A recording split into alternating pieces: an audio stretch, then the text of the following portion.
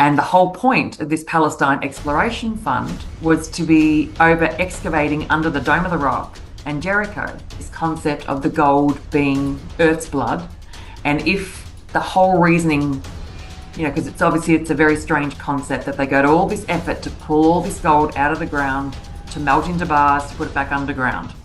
And then they could make it worth something, they could make it worth nothing. It has no relevance to us. Oh, you're good for you, you've got all this gold.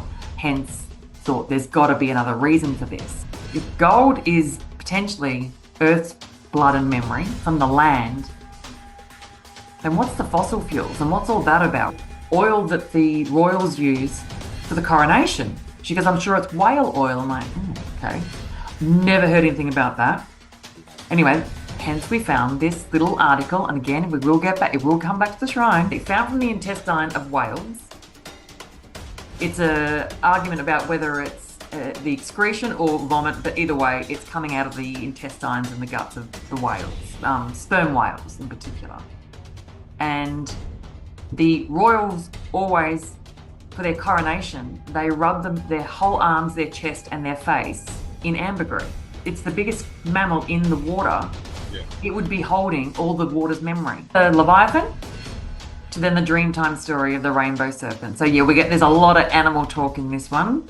And again, it all will make sense in the end. There's 16 of them in the shrine, and all of these pillars, as you can see, they're coralline fossils. They all have tiny little seahorses and shells all through them. But then when they were talking about the CERN one, I'm like, maybe now starting to think about the fossil fuels and the gold, everything else, maybe there's something more about this site that we should check out. This Stall underground physics labs that is connected to the synchrotron, that is connected to Pine Gap, that is connected to Melbourne University.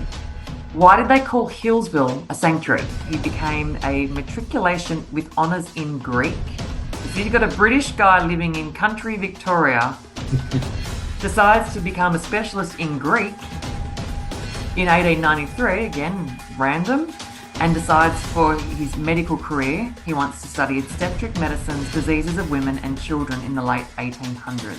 The platypus in particular, and the reason he was fascinated with them is, of course, the platypus being a mammal, but it lays eggs, same as the echidna, and they're the only two animals in the world that do that. We've talked about previously the Coranderrk Station, which is where William Barak was. That was the final landmass before the colonisers completely took over the Indigenous. Coranderrk Station was their last holding. George Murray Black and Colin Mackenzie are idolised for their amazing work of studying the Indigenous health and well-being and the amazing animals and flora and fauna of this country, and they're reading it going, hang on, these people were monsters. They were doing some sort of testing and creating their own species. And down the bottom, that was in the middle there, you can see that they ended up breeding platypus. One was called Barak and one was called Yarra Yarra, obviously being the river, which is very tied to the Coranderrk Station and the Wurundjeri people. But that's got to be William Barak's DNA or something. 100%. And he was the leader of the Coranderrk Station. So then you've got Hillsville Sanctuary has been put on the Coranderrk Station site. And then we have him connected back to the shrine.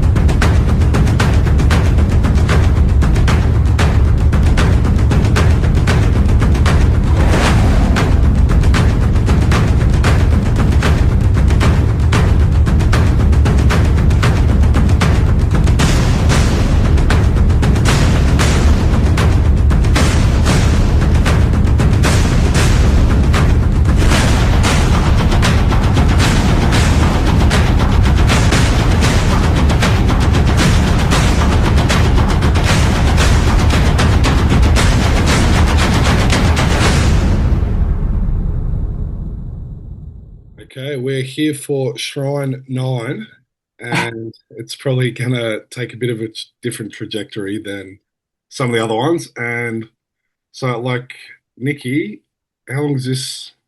Maybe give us a bit of a flow before we start. what are we expecting to see out of this? Because I know you've done so much work putting this together, and it all started with this hunch with you with the rocks and the water that led you to the shrine, and now this is going to go. So for people that are going to watch, it might be a bit of a long one. Might even need to break it up into two because there's a lot here, and it's amazing. Like the stuff that you shared with me, like the dots that are connecting, like from one end to the other, you wouldn't think they connect, but it's pretty incredible. So what do you want to say before we start? Well, it is going to be a strange one. It's going to go down very different avenues, but ultimately it all comes back to this very building. But how we get there is quite strange. And the whole connection, and they're telling us that it's all connected by the statues and the positioning of William Barak, basically, because he is connected to all the things we go through, as strange as and disconnected as they're going to seem. That's probably the main thing that they're telling us with this site and putting that portrait building down the road from it and where he originated from to where he was born to literally why this site is so significant. And it seems to very much center around this one individual. So there must have been something quite special about him. But, we'll get into that as we go through. But it will go through some very strange avenues. Yeah, so just hang in there and Yeah. follow the threads of where Nikki's going.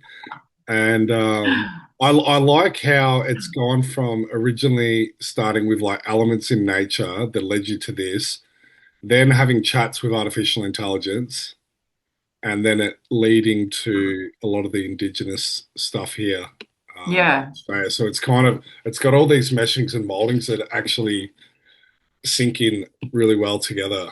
Well, and like you Crazy. mentioned, it was literally Cindy, so a Indigenous lady coming to a Tatari event several years ago, 3 years ago, I think now, Yeah. who her parting words, as Kelly asked if she had any message for anyone as she was leaving, and it was just get back to country. And that's literally what led me to the granite to where we are today. So, and then how much this is tying into the Indigenous, like you said, it's literally started with Cindy. Just one little comment. That's like perfect storytelling is like where you start comes back to where you started. Yeah.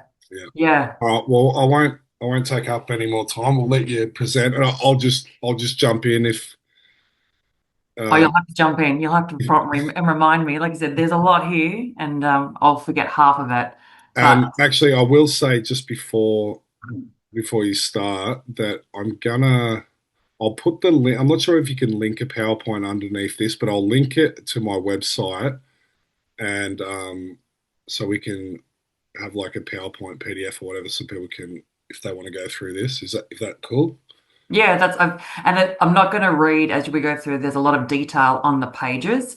Yeah, I've so people can only, read that. yeah, I've only deliberately put excess information for anyone that wants to read more. If you want to pause it at any point and read more, or like you said, download the PowerPoint. It's not something that we're going to sit there and read through all of it because there's a lot. But Yeah, it'd be a 5 hour video. yeah, yeah. And some of the information's not going to be relevant to some people. It's really there for people that want to know more. So that's all. Nikki, I But think you'll see the you're gonna have to come present this at like a fucking event someday, I think. there's a lot. There's a lot going on here. There's a lot going on here. And it's the reality is it's only just started. This building has its purpose has only been realized in since COVID. Yeah. That's what they built it for, is this time right now. So Yeah. we shall start. So I put this one in because it's a little bit of just a really very brief timeline, and it's really coming down to what's happening now and what we're experiencing and literally what's happening in Palestine.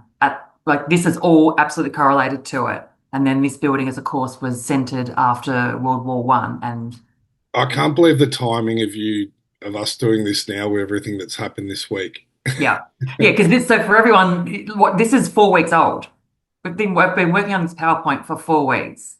But I only threw this page in because I thought it'd be interesting just to get a bit of a timeline.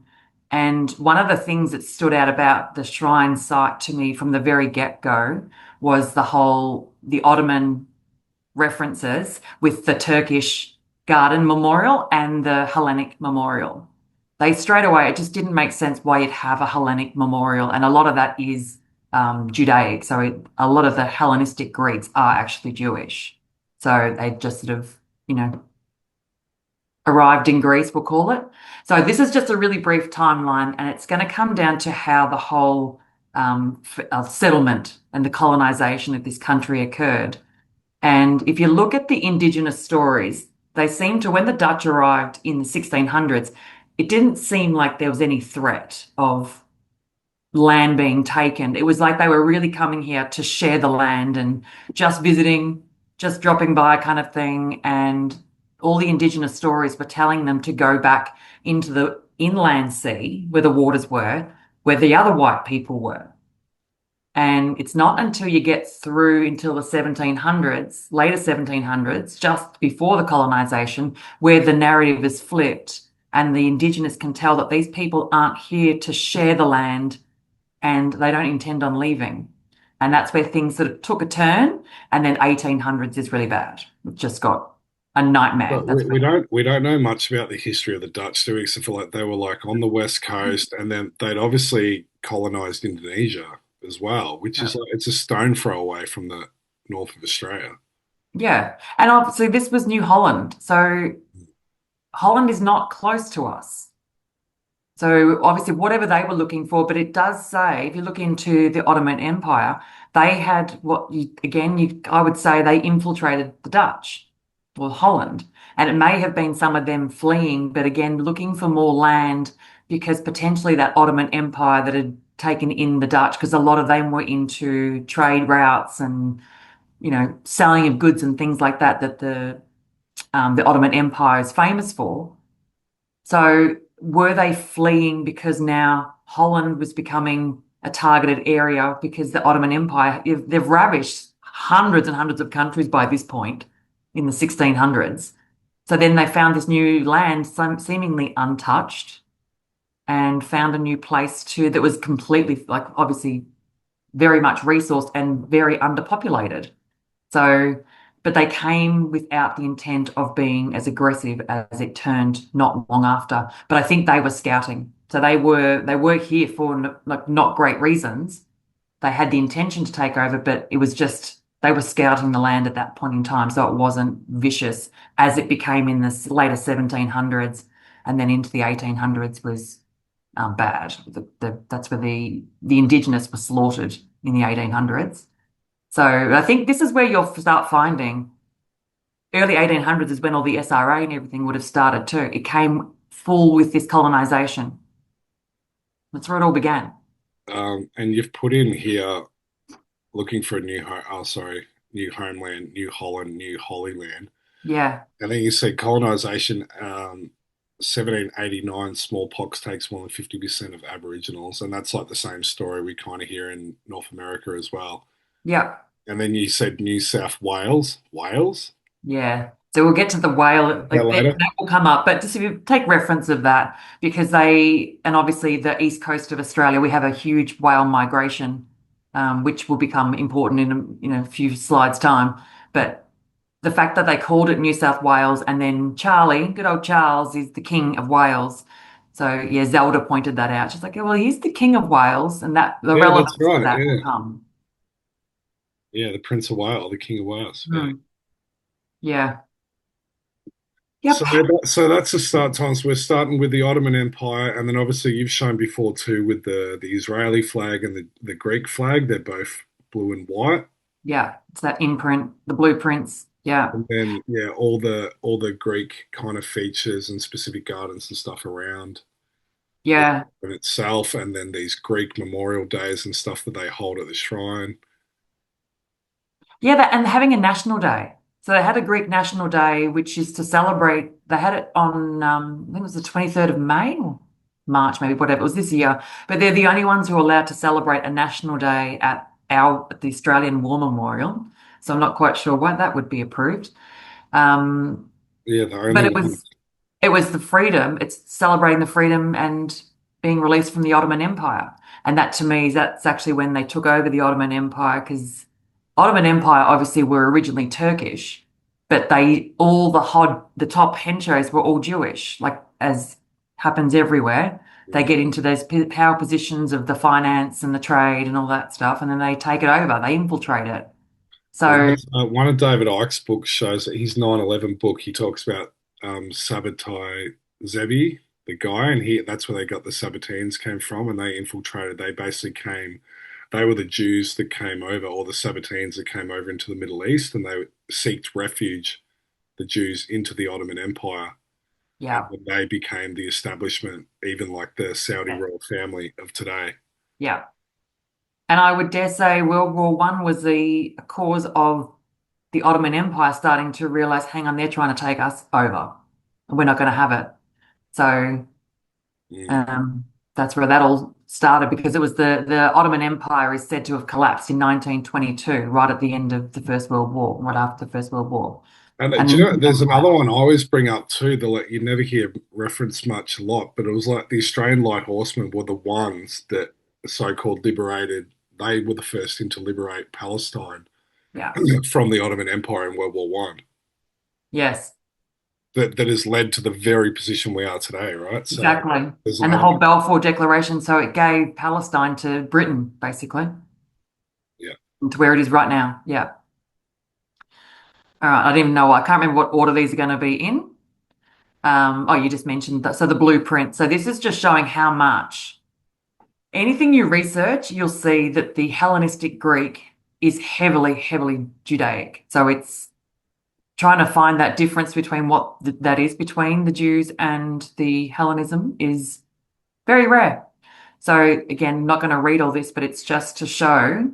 And I've highlighted in one of them because I've seen this has come up quite a few times, and as does the site of the shrine and Mount Macedon and stuff. All the references to Alexander the Great. Uh, Is it freezing? no, that's Yeah. good. Alexander the Great. Now, the Ottoman Empire and Alexander the Great are like 1,000 years apart in history. So I've asked Chad about why they reference Alexander the Great, and again, it's coming back down to they say, like Jesus, they say Alexander the Great to the Jews is actually like an archetype. Hence, it keeps getting referenced over the years, and that would explain why probably there's so much. Because if you look up Ottoman Empire, they'll keep going back to some commentary about Alexander the Great, even though he's 1,000 years prior to the Ottoman Empire's creation. So unless it's just that story where it just keeps unfolding from that same sort of archetype that they worshipped, basically because of all the conquests. So this is purely just to show the tie between the Greeks, or where the Jewish really infiltrated the Greeks and became the Hellenistic Greeks. And here we are today with the Hellenistic memorial at the shrine site. And that's celebrating the Greeks' defeat of the Ottoman Empire and their freedom and expulsion for the Ottoman Empire and their control. But to me, that's really, it's just the transition of a new empire, which is now the global empire. So they defeated the Ottoman Empire and now took over the whole thing Yeah, after the World War One. yeah, Yeah.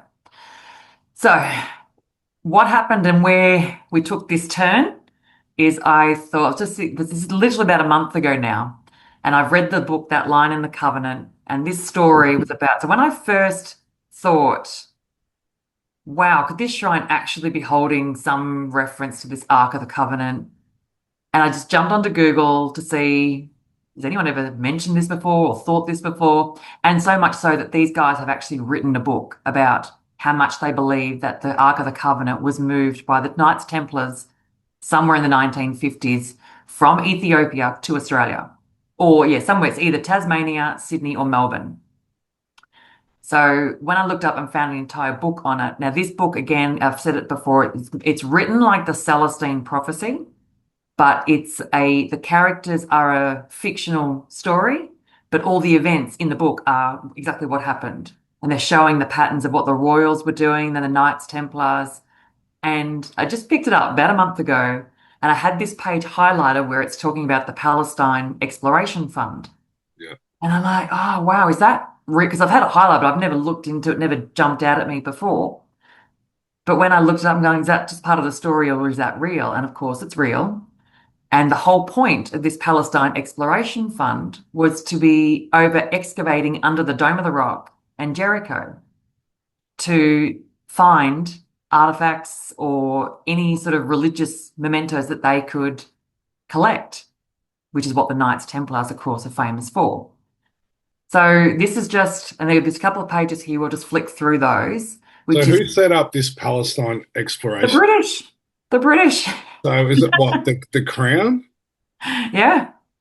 Well, I don't know if it was royalty that did it, but yeah, and it's operational to this day, Mm. and it's all controlled by London. Yeah, I've gone through the website, and it's like yeah, and I think London, well, the Crown has actually never really relinquished Palestine either. No. It's and I think it's in their charter that the Crown can take that back at any point. So it's kind of like Israel is on loan to the from the Crown. Yeah. But I mean, you're digging up under the Dome of the Rock. So the British are. So what are you looking for? Yeah. But and they still do it to this day. Not a lot of excavation goes on, but there's some pictures that are put in here. But yeah, you can see 1865. They obviously decided they needed to find whatever they were looking for. So yeah, references to this fire in the search of an ark. So whether there's look, I also agree that the ark is something to do with us physically, is in our personal spiritual connection. But I think they've created some degree of physical connection for them because they don't have that internal light side of them. So whether it is some sort of degree of gold, we'll go over the gold again in a minute. Whether you believe in this subterranean species or whatever, they don't have the same connection, hence their obsession with DNA and studying humans and everything else as we'll go through. There has to be something that they are doing that's a physical, whether it's some sort of code, Mm. whether, yeah, I mean, we have no idea what it is. Everyone speculates about what this could be. Well, I Um, think it's both because it can't be one and not the other. And that's, yeah, I look at it as like just ancient technology. Because if you look at what AI is doing now, it's trying to like mirror or mimic the potential of the human being. So it's the same thing with the arc itself. Do you know what I mean? It's like yeah. their manifestation of a center point of creation or like God itself. Exactly. And I think if you're saying that, it's a physical item that can't be touched by those unless you're, selected or you're in that realm to be able to do that. I'd actually believe that, but I don't think it's something that would actually impact us. I think it's them because they're not of the light. Yeah, they can't touch it. Yeah, but they need it. They need it for whether it's a control to stop humanity from being released out of this whatever is going on, whatever people Mm. believe it to be, or whether it's just some sort of code that keeps this structure in the frequency that it is. And And maybe that like their entire control has been because they've had that in their hands as well too. If you've got this device or this technology, yeah, do you know what I mean? yeah, yeah. So this is just a couple of pages. I'll flick Because it through was that. used to go into battle and stuff like that too, the Ark, wasn't it? Yeah, That was to protect them to make sure they would win the battle. yeah. And I just had to cut this one out, that one on there. So they've carved the Knights Templars cross into a massive boulder at that one. I think that was there. That was at Dome of the Rock.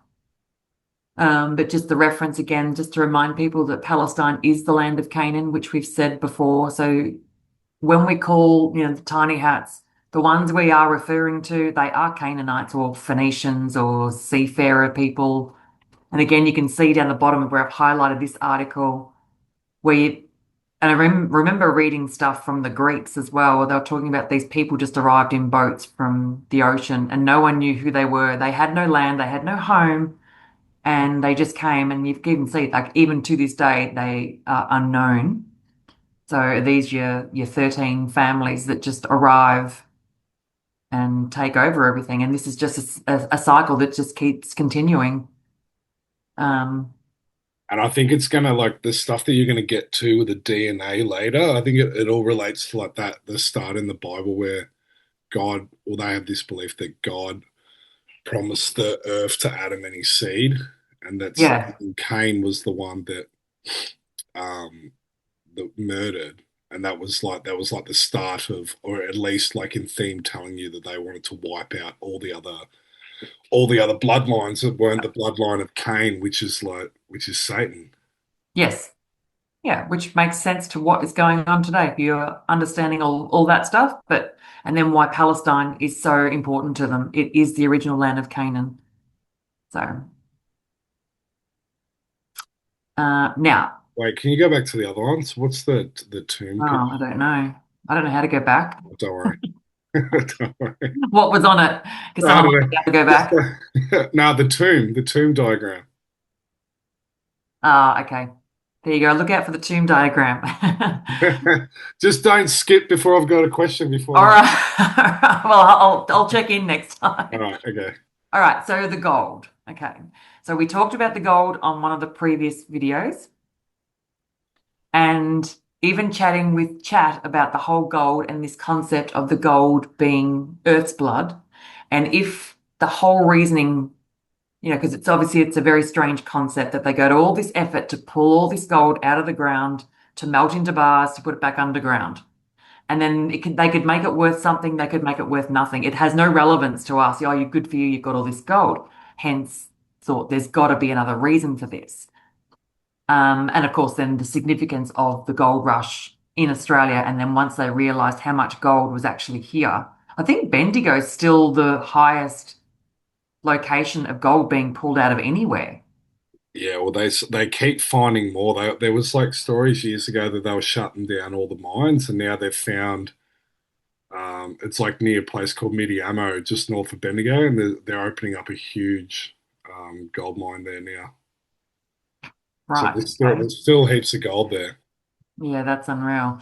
So if you're looking at gold just from that concept that if it's Earth's blood, which holds the memory, so if they're drawing that out, or connection, it takes the connection away from the human being. Hence, if this ark is a gold box, it would make sense that the gold does connect us somehow. And if you look at stuff in Egypt, they used to have like obviously they wear a lot of gold jewelry, and but even bowls and cups and everything were made of gold. Yeah. So that connection of the gold and then going, if you're drinking water or food, anything like that, that then goes into the human body, there's something that we don't understand about gold, hence their obsession with it. Because if the gold all stayed in the ground, it means nothing to us. It's no different to being any other mineral or salts. It means nothing. The fact that they know what it is and they've pulled it all out, Mm. does it remove our connection and tie to the land or the memory to the actual land, if that's Earth's blood, so to speak? And it would make sense. I find this so interesting, and I'd never thought of it until you brought it up. But and you said that gold is usually found along like riverbanks or creeks. Is that right? It Yeah. grows Where the water runs. where the water runs, so you have the reefs. So obviously, like water is memory as well too. So is Yeah. this like a mineral version of like because you've referenced it as blood, like the Earth's blood? Yeah. And then, of course, like if water's memory and this is memory, it's like a solidified memory too. Then what are they? Yeah, what? Because it doesn't make sense. Why they hold it like gold's got value, right? And it's Yeah. stored. It's stored as wealth or value for what? Exactly. Like, and then it goes all the way back to Sumer and all those, like the story of the Anunnaki, and they mined gold and Yeah. how important gold was to them and all that kind of stuff. So I think you're onto something. Yeah. And given that we don't use it for anything, like it's not like silver that gets used for technology. It's not Gold's a not in practical anything. element. Yeah. So it's just, well, why is it so important to you to pull it out of the ground and then put it in an underground vault to look at it? So, but you can imagine if it is that holding the land memory, because we'll get to the other memory in a minute. So, if it's the gold is what's in the land from the water, which we've decided or worked out that water does hold memory. We know that from Dr. Emoto's work anyway. Water 100% responds to instruction. So, it's intelligent. Hence, if you've seen the videos where they Yeah, the water crystals. Yeah, the water crystals, the different snowflakes it creates, and different patterning based on sound or light, anything. Yeah, so it is intelligent itself. Well, the other one took like, because I don't think you can mention gold and especially like the stolen wealth of the world, and if it's really stolen, it's stolen memory. Where have they suggested most of that gold's been stored besides like the city of London? Vatican. It's been the Vatican, right? So the Yeah. place of spiritual domination of this planet has held the gold, and again, like gold is memory, so they're holding the memory of what this is. It makes a lot of sense. But do you remember when do you remember Trump's and JD Vance over there? Yes. And he said, oh, I can't even remember the tweet. He said something about gold, but he said like something about, oh, I don't know. He did a tweet referencing gold, and then JD Vance was wearing that gold. And then apparently there's been thousands of tons of gold being flown into Fort Knox Yeah. in America as well, too. And as much as we saw like this whole thing's being run by, tiny hats, the original 13 families are in the Vatican. And they always were. Yeah, So the Jesuits are the ones who then control the what we call tiny hats, or the Canaanites. yeah. So everything goes back, like they say, all roads lead to Rome. So, and they do. So this is what the whole thought concept of the gold being Earth's blood. So if we hold that thought for a minute and then you go into this is how I got to these sort of points. No, that's just you going to the arc. Yeah, being that dual purpose receiver, showing the patterning of the gold with the DNA. Um, yeah, holy of the You said holy. here the Ark is a dual purpose receiver transmitter. Yeah. Ask for a second. And again, like the shrine, why else do we have a building that's called the Holy of the Holies? If that's that a room's only ever called that because it's containing the ark, why does the shrine have that? Yeah, and look, if anyone knows any other building in the whole world that's got a room in it called the Holy of the Holies besides Solomon's Temple and the Shrine, I'd like to know. I don't know. Yeah, absolutely. Tell me another. Yeah. So I think I was talking to Zelda and that tabernacle one she said just popped up in her feed, so I chucked that in there. But it's just showing that whole example of the goal being referenced to, and obviously it's very connected to us. We don't understand that because they've hidden it from us. But there's clearly a huge connection. And this is where it led me to the fossil fuels. Because I'm like, okay, well, if gold is potentially Earth's blood and memory from the land, then what's the fossil fuels and what's all that about? Why are they so obsessed? Again, the level of work and effort they have to go to pull out oil, whereas they only really started doing this in the 1800s. So the world was working just fine without the use of these massive oil rigs out in the water. And any oil rig that's on land, it's always because there's a water basin below it that they're digging into.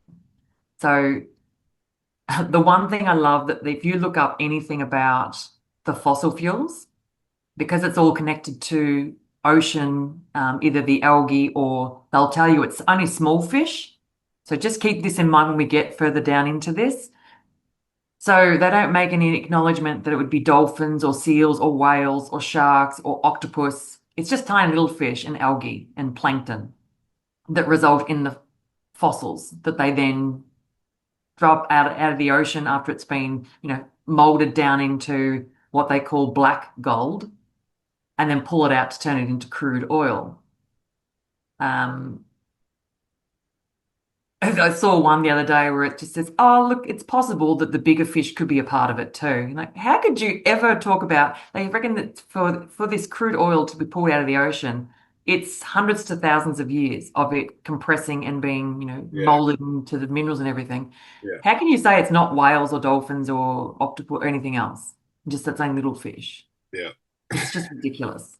But again, the level of effort they go to pull oil out of the ground and so deep down, and those oil rigs that are worth hundreds of millions or billions of dollars to actually construct, let alone then try and pull all this out and then turn it into crude oil so that they can make a lot of it's got to do with war.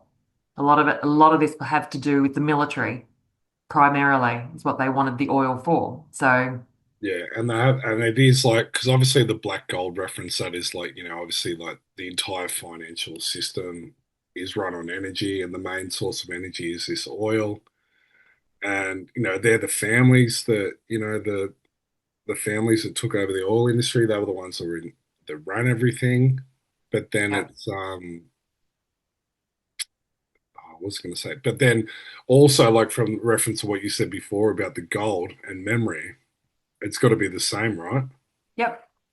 And that's what's got there. So if you're looking at the gold on the land being this fossilized memory of animals that have died and plants that have died on land and humans, of course. And then you're looking at the oil in particular.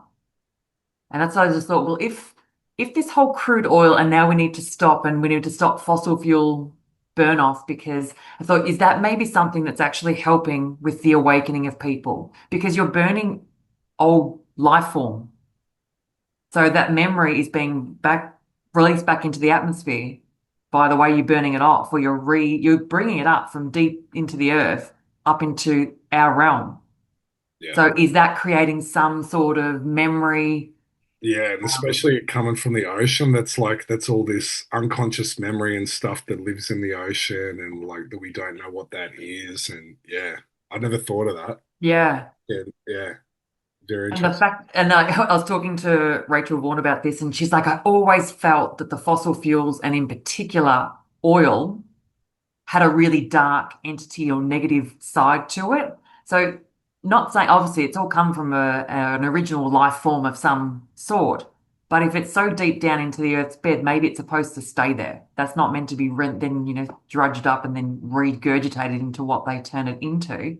Yeah, Hence now they're saying it's polluting everything and it's destroying the earth, and now we need to stop it. But I wonder whether it's actually creating a memory that we're tapping into. And like you said, especially, and that's why I love the fact they don't acknowledge that whales or dolphins could possibly be part of that fossil fuel. But yeah, we know how intelligent those creatures are and connected to humans that they are. But they won't give that any credence. They're just like, oh no, it's only little fish. yeah, yeah. Um, Don't mention the only mammals in the ocean. Yeah, exactly. Exactly. All right. So this is this train of thought. So we're still going from, All right, you keeping up, everyone? yeah, thinking why on earth are we talking about fossil fuels and oil when we're talking about the We've shrine? gone Ottoman Empire. It will come back to the shrine, believe it or not. So again, you've got to understand we're trying to get into the mindset of what these people are doing and why they're doing it, because this is everything that we're talking about is something they are absolutely obsessed with. Gold, oil, Yeah. control, war, everything. It's all connected. Um, I wonder if like the end of the petrodollar and new technology, what would that will signify for oil? yeah, well, don't know. I Uh, mean, coal is probably what they'd go back to using, and coal's the easiest to use, but so there has to be a reason that they've gone to oil. And maybe they didn't expect oil to create a memory or an awakening that it potentially has. Hence the reason they want to stop the carbon emissions or the fossil fuel burning, because maybe it's helping, maybe it's not something they expected. One thing I do remember hearing years ago was with all the resets that happen, obviously history is always it's a repeating cycle, but it repeats with variances. yeah, But they said this reset is quite different to any that's been recorded. And mainly because you're going to see a collapse of all systems at the same time, where it's financial, educational, spiritual. So religion could be very much a thing of the past, as I hope it is, because it is the biggest thing that controls people and divides people. yeah. Well, I heard one recently, and like just at the rate of technology, and like I don't know if you've seen these AI videos now, like just like the usage of AI in normal people's life in the last 2 months has exploded like never before. Like it's getting unbelievable every week. Anyway, this guy was talking about the resets, and he said when we're looking at advanced civilizations and high technology and stuff, people think, oh, that must have been a developed civilization that's 10,000 years ahead of where we are now, or, 1,000 years or whatever. And he Yeah. said it's actually far more likely they were like 50 years more advanced than where we are now, or like 20. Do you know what I mean? At the Yeah. rate that we could possibly be going, the potential of like um, high technology in like 20 years is like super, super possible. So, like, Yeah. is this, do we go from Stone Age to high technology and like flying cars and shit in like 150 years? Well, that's Jason says that. Literally from horse and buggy to hadron collider if within a 200 year time frame, Yeah, and that they keep doing that. Always happens. yeah, He says it all the time. Yeah, 200 years is a huge amount of time in our life cycle. yeah. So anyway, that one's just again, it's just repeating what we've gone through. Okay, now why this comes into the weirdness of the King of Wales and where the royals come into all this. Now, also going back to what the reason I had the Queen on that front page was when she was 27. So right when she took over her role, the first thing that they did, they brought her out to Australia, Yeah, and she went straight to the shrine, and that's where she commemorated the changeover of the water being removed and the eternal flame being installed in 1954. And yeah. allegedly that bell being installed underground, which Rachel also received a really big comment from someone who's been under there. It's probably the same person that made a comment on, I think, the first video. And they told us about that huge bell underground that the Freemasons come and ring every hour. That's Yeah. massively significant that Yeah. the Queen's come out then too. Like Yeah. straight away, comes to Melbourne. Straight to the shrine. I mean, yeah. Yeah. But this one came up. This is credit to Zelda because this one I was So talking about the whales. I'm like, what's with this whales and the animals? And we'll get further into this in a minute. And I was talking about the fossil fuels and the crude oil, and could crude oil actually be the dark matter that they're looking for? What if it's actually dark matter is actually crude oil? That's where I'd really gone to. Hence, I started looking into what really do they do with fossil fuels? Why do they do it? Clearly, the world worked for hundreds of years without access to all this. China certainly used coal and oil, like they say, thousands of years ago, but it wasn't used by everybody. So, why did they change and why did we start to suddenly need it? Anyway, I just made that comment about the crude oil, and Zelda says, "Oh yeah, and the oil that the royals use for the coronation." She goes, "I'm sure it's whale oil." I'm like, "Oh, okay." Never heard anything about that. Anyway, hence we found this little article, and again, we will get back. It will come back to the shrine. This ambergris, right? So this ambergris is a yeah, as you can see, found from the intestine of whales. It's a argument about whether it's the excretion or vomit, but either way, it's coming out of the intestines and the guts of the whales, sperm whales in particular. And the royals always, for their coronation, they rub their whole arms, their chest, and their face in ambergris. But they've never ever before televised it. So when Prince Charles was coronated, they apparently put it on TV, but they put a big screen around him when they did this part because it's so sacred, apparently. And I'm like, right, why? And I just straight away said they have to be eating this. They're eating it. Now this is the thought that went straight away. Why is it so secretive? Why is it so sacred? Why are you doing this? yeah, Why are right. you Who the hiding it? fuck has ever heard of this? The amount of times I've heard these royal experts. Have you ever heard them talk about this? Never. I didn't even know this Maybe I whole just, holy oil was actually whale oil. yeah, Um, yeah. Go on. And then, so I thought, I think I said to Donovan and Zelda, I said, they're going to be eating it, aren't they? They have to be eating it. Have to be. Because to be so weird, you have to be. And then why on earth are they doing that? Right. Yeah, So I just quickly go, I think the next slide, I think I've got a clip in there about, now apparently this King Charles doesn't eat it, but the two Charles the First and Charles the Second had ambergris on their eggs, and that was their favorite meal to have. And what century are we talking about there? Mid 1600s. So mid 1600s, somehow they're going and getting whales and getting this material from the whales. Yeah. Now the big And- thing to note here. So this one, I think Donovan had a bit of a field day with this one because this was Donovan that then found this. So in our little chats, I'm driving and feeding information, and they go out and research stuff for me. It's so cool. They shoot it back to me. So, so Zelda's told me about this whole holy oil, and she knew it was whales. I'm like, hey, I've never heard of it. So I looked it up, found this ambergris. I'm like, hey, what on earth is ambergris? And Donovan went and researched ambergris, and he came back to me. He's like, "Oh, it's something to do. So it's to do with the squid. So the squid, and as you'd now go, okay, that's the kraken. So it's this giant squid that is literally on the ocean floor. So it's so big and so deep down that no human could ever catch one because they're too deep for any human. But the sperm whale hunts them. It's its main prey. So the ambergris is literally the breakdown that doesn't completely break down of the squid so it stays intact in the whale intestine. And the biggest thing is it has this bioluminescence, also known as luciferase. Like what? So Donovan saw that, goes, oh, we all started laughing, like luciferase. And where have we heard that one in the last couple of years in the old magic juice? So you're like, what on earth? So you've how what I'm intrigued on, how do you even know this?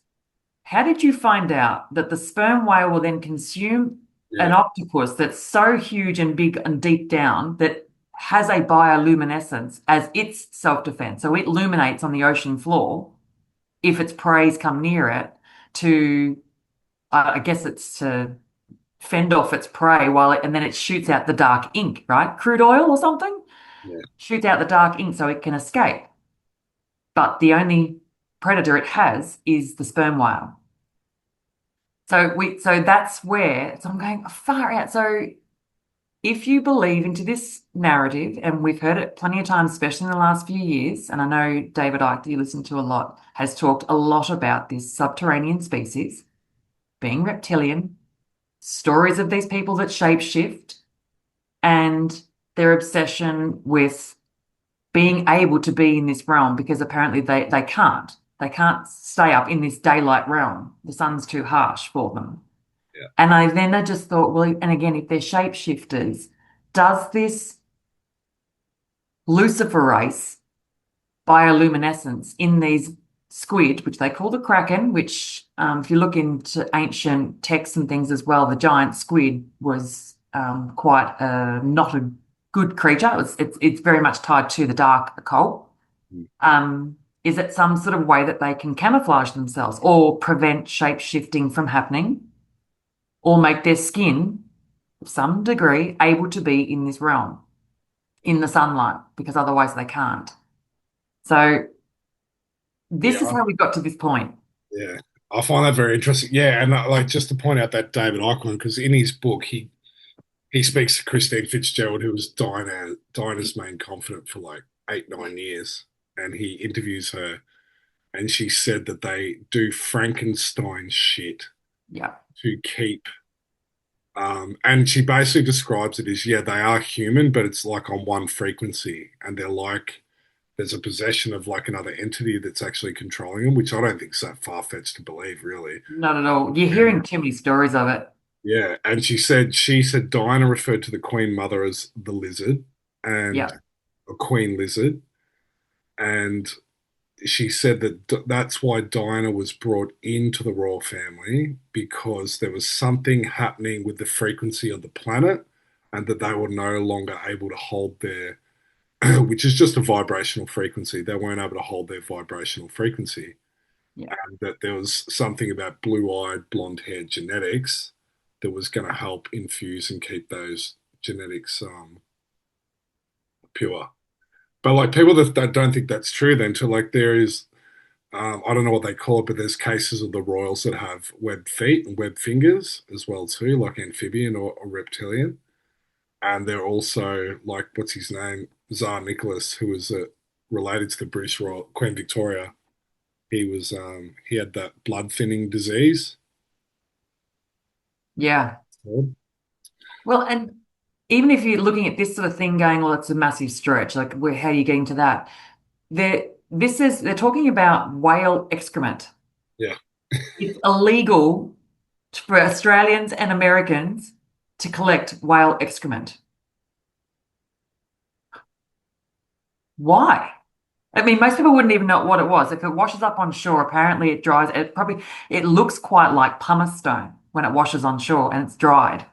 yeah. But they How would you even go to the process of even knowing this, exactly. especially back in the Middle Ages? But Who would know? it makes me Who even would think know? symbolically too, that because the whale is both the intuition, but it's like the unconscious as well too. So it could be And because it's the biggest mammal in the water, yeah. it would be holding all the water's memory.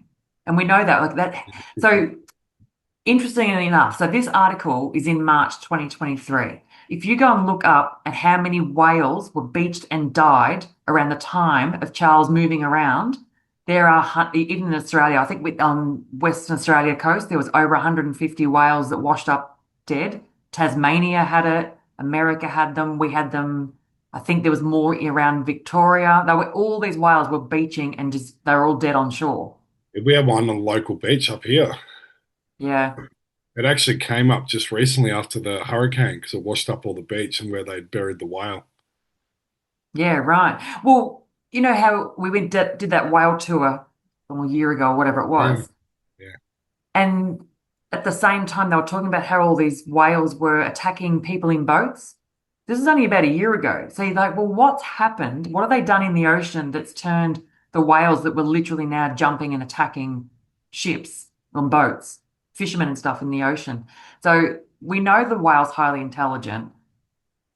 But the fact that whale excrement is illegal in Australia and America, why? Who would even one knows about it, but two, Mm. why? Talking Well, about whale shit. you know where I told you that story of that Aboriginal guy in Central Australia, and he told me about the whale, and he said like the awakening will happen when the whale sings. He said Oh, that's when that's you so know when interesting. the whale sings. That's what he said. Well, and look, we But don't. he related the whale to a astrological alignment as well too, and he said that is when the whale sings. So there's a point in time as well. Well, and we made a note. I was talking to Zelda about it with the whole wailing wall. I know it's spelt differently, Mm, but it's all about the whole crying out, isn't it? What wailing is? Wailing's crying. mm, So you got this whole wailing wall at this sacred site. Yes, we get what they mean with their intentions, but mm. whales are so connected to them Yeah. that for reasons, again, we don't understand this stuff. And they're tied to that creation story too. If you watch that when they do the Aboriginals do the whale dance, so Yeah, they'll do it on the river because the story is the whale came out from the water onto land. yeah, That's the story of creation. yeah. Yeah, so Um, interesting. It's what a fucking weird find. So like thanks for Zelda for knowing that. Who the yeah, hell exactly. who And would have that known exactly, that? exactly. Just knowing those sort of small things like that. When you told Um, me, I'm like, no, I'm pretty sure I'm pretty sure it was crocodile oil. And you're like, no, it's fucking they use whale oil. I'm like, what? yeah.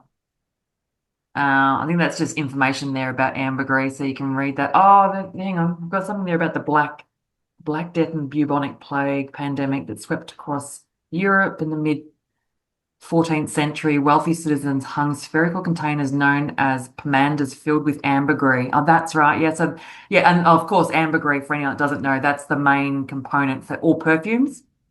Mm. That's what, that's in every, Chanel number 5 is the most infamous for it, apparently, for the level of They'd be ambergris in it. synthetic ambergris, wouldn't they? They wouldn't be actually coming from whales. Oh, they probably use synthetic now, but it wouldn't have been originally. Yeah. Oh, you can see down the bottom there. So you got 300 years later, King Charles II of Britain is said to have enjoyed eating ambergris with his eggs. Ambergris listed as an ingredient in the world's earliest known recipe for ice cream. Okay, it's just whale shit, people. What? And punch. Yeah. So, did you So, are you going to get onto a bit like the price of how much this is worth too? oh yeah, it's worth. I don't think I've got that in here, but it's worth more than gold. 1.5 times the rate of gold. Yeah. So this is So like it's significant. When you're talking about this is whale excrement, it's significant. They eat it. They smother their body with it in their coronation process, and yeah, makes me think of like because you were talking about the Japanese like yesterday, like all the Japanese whaling. yeah. Oh, that's interesting. Yeah, It makes me think now maybe they're not doing that. Maybe they're being accused of that more than it's actually yeah. happening. Perhaps it's somebody else. Maybe it's the British. They're actually collecting them all. Because isn't it like that's like when you hear about the Japanese people, like, oh, they're pricks what they do to whales. Isn't that like one of the first things you think of? Yes. Okay, so this I've just put in here so you can actually see the significance of the ambergris and what it does. Because I then went, I don't talk to chat a lot these days, in the last month anyway, but a couple of things I did ask. So I thought, okay, let's get another perspective that's not just all the stuff I could find. Mind you, a lot of this again is drawn from the internet, so it's still all the information that's there. So yeah, you can see ambergris, that waxy substance. Comes from the intestine of sperm whales. But I was just going to look at, What so about there? It's called floating gold. yeah, yeah, That's like the memory reference again. yeah. Because this made me then think of the movie They Live. You know Mm, how the guy can only see yeah. in that certain light. When he had the sunglasses on, he could see the actual entities, but without the sunglasses on, you couldn't see them. And that's what I thought, well, is this luciferase some more of a thing for a disguise or to prevent any shape shifting or skin change or any whatever might happen? But like they burnt it in temples as rituals, so it's not just it's clearly really significant in their process for they're eating it, they smother themselves in it. They've been doing this for hundreds, probably thousands of years. But Chat's little notation there of luciferase emitting the cold light, which is not visible to infrared. Now, that one then made me think of the Vietnam War, where they changed the night vision goggles from the red to the green, because remember the military, they put it was probably a test. They had all the military out in the jungles in Vietnam and they had the red night vision goggles on and they were shooting and wasting all this weaponry on they could see creatures and well, what they described as demons walking around the jungles and they were shooting at them. Yeah. Now if you look that story up it's like, oh, that story's not true, it's just it's a myth and all that sort of stuff. Yeah, myth, but they went and changed the night vision goggles from red to green. So okay, if it's just a myth, why'd you go to that change, why'd you change it over? What were you testing and then realize shit they can see them? And now night vision goggles are all green. Yeah, it's exactly like they live. Yeah. So I wonder whether that whole luciferase was testing, like if you put that into something, whether it can be detected or not under those night vision goggles. And I guess under the green, maybe they can't, but under the red, they could. Who knows? Just a thought. All right. So that's just read that if you wish. And again, yeah, so this is just talking about the bioluminescence of the squid. So why it would be so significant to them. So again, that's just information if anyone wants to read further, go for it. Um, that then, because of the whole squid, it ties to the narrative of the Leviathan versus your Tiamat versus the rainbow serpent. So this is all your creation stories over the different time frames because the Leviathan very much connects to the giant squid, which is Hey, your, I've got to stop you there too. You know, the new gold, the new company that's going to be mining in Bendigo. it's Leviathan, isn't it? I Mhm. think. Yeah, I do remember you saying that. It's called yeah, the gold Yeah, mining. they're subtle, aren't they? Yeah, it didn't make that much sense then. I knew it was like fucking demonic. I knew it was like a biblical demon, but it makes a lot more sense now after what you said. Yeah. Well, what have they got? So Leviathan, a dimensional buffer and a spiritual cloaking field. And elite bloodlines ritually ingest or wear Leviathan perfume to hide from the divine order. Yeah, I mean, yeah. There's got to be a massive reason to this that we don't understand. But the Leviathan, again, it's an equivalent to the Tiamat narrative of the giant sea dragons. So, yeah. Anyway, that's just more info. Okay. This is so the going from the Leviathan to then the Dreamtime story of the rainbow serpent. So yeah, there's a lot of animal talk in this one. And again, it all will make sense in the end because um obviously the rainbow serpent for the Indigenous is the giant snake that weaves all of its ways through the land, which creates all the waterways, all the rivers, which would then carve out where the gold would lie. It carves out the song lines, dragon lines, ley lines, everything. It's all tied to their Dreamtime rainbow serpent story. Um, and what they're classing here is that the Leviathan is the equivalent to that, and the Leviathan is of the water. So Tiamat, same story, different location. Yeah. Um, and the Indigenous elders, obviously, they believe that whole rainbow serpent, as you can see there, is connected to the double helix, the human DNA, and carries the connection for the humans to the land, specifically with the water and the songs and the language and ley lines. So something obviously Rachel's talks a lot about, and how we can, or all the work she's doing with awakening ley lines and things like that. So reconnecting, reawakening the earth, and obviously that whole Uluru ceremony they did, I think it was in 2020, Mhm. to reawaken the heart. So the Indigenous, that whole event they did, they obviously knew a massive shift was coming. So something had definitely changed in 2020 that of a benefit to the Indigenous community. But they could see a shift was on the cards. They knew it. We're only catching up, but they well and truly knew it. Did you see that Uluru one I sent yesterday? Did you watch that? I haven't seen it yet, no. Oh, it's a guy and it's from a Christian perspective, and he's basically disputing. They say Uluru's 600 million years old or whatever. That's like their theory. That's what the mainstream say. And he was saying the sediment and the rock and stuff like that, that rock breaks down within easily, like not even nowhere near that time. And he said that because it's an outlier, I can't remember the word that he uses, but it's 6 kilometers underground, Uluru. You're only seeing the very Yeah, you're only right. seeing the very tip of it, and it actually sits on an 80-degree angle. So it's like, you know what I mean? It's like really tilted. And he suggested it's evidence of a flood, and he said it's actually not that old, Uluru, but it's actually because Okay. there's nothing else sedentary around it, that everything's been washed away, and it was because it was that last thing kind of standing there. Yeah, I knew it. I had heard that it was a lot bigger on the underneath than it was above. Yeah, 6K, he Oh, said. that's massive. Yeah. Yeah. Okay.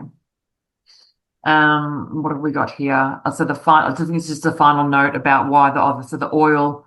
So just something to bear in mind because it will come back to all this, but the oil extraction being a violent and traumatic process, and the oil is linked to war, control grids, and the energy vampirism. So again, this is Chat's correlation of things. So if we called crude oil maybe the inverted or corrupted form of the primordial dark matter, hijacked, suppressed, and turned into fuel for fallen systems. So this will come back to, I think I've got it coming up next about things going on in Melbourne.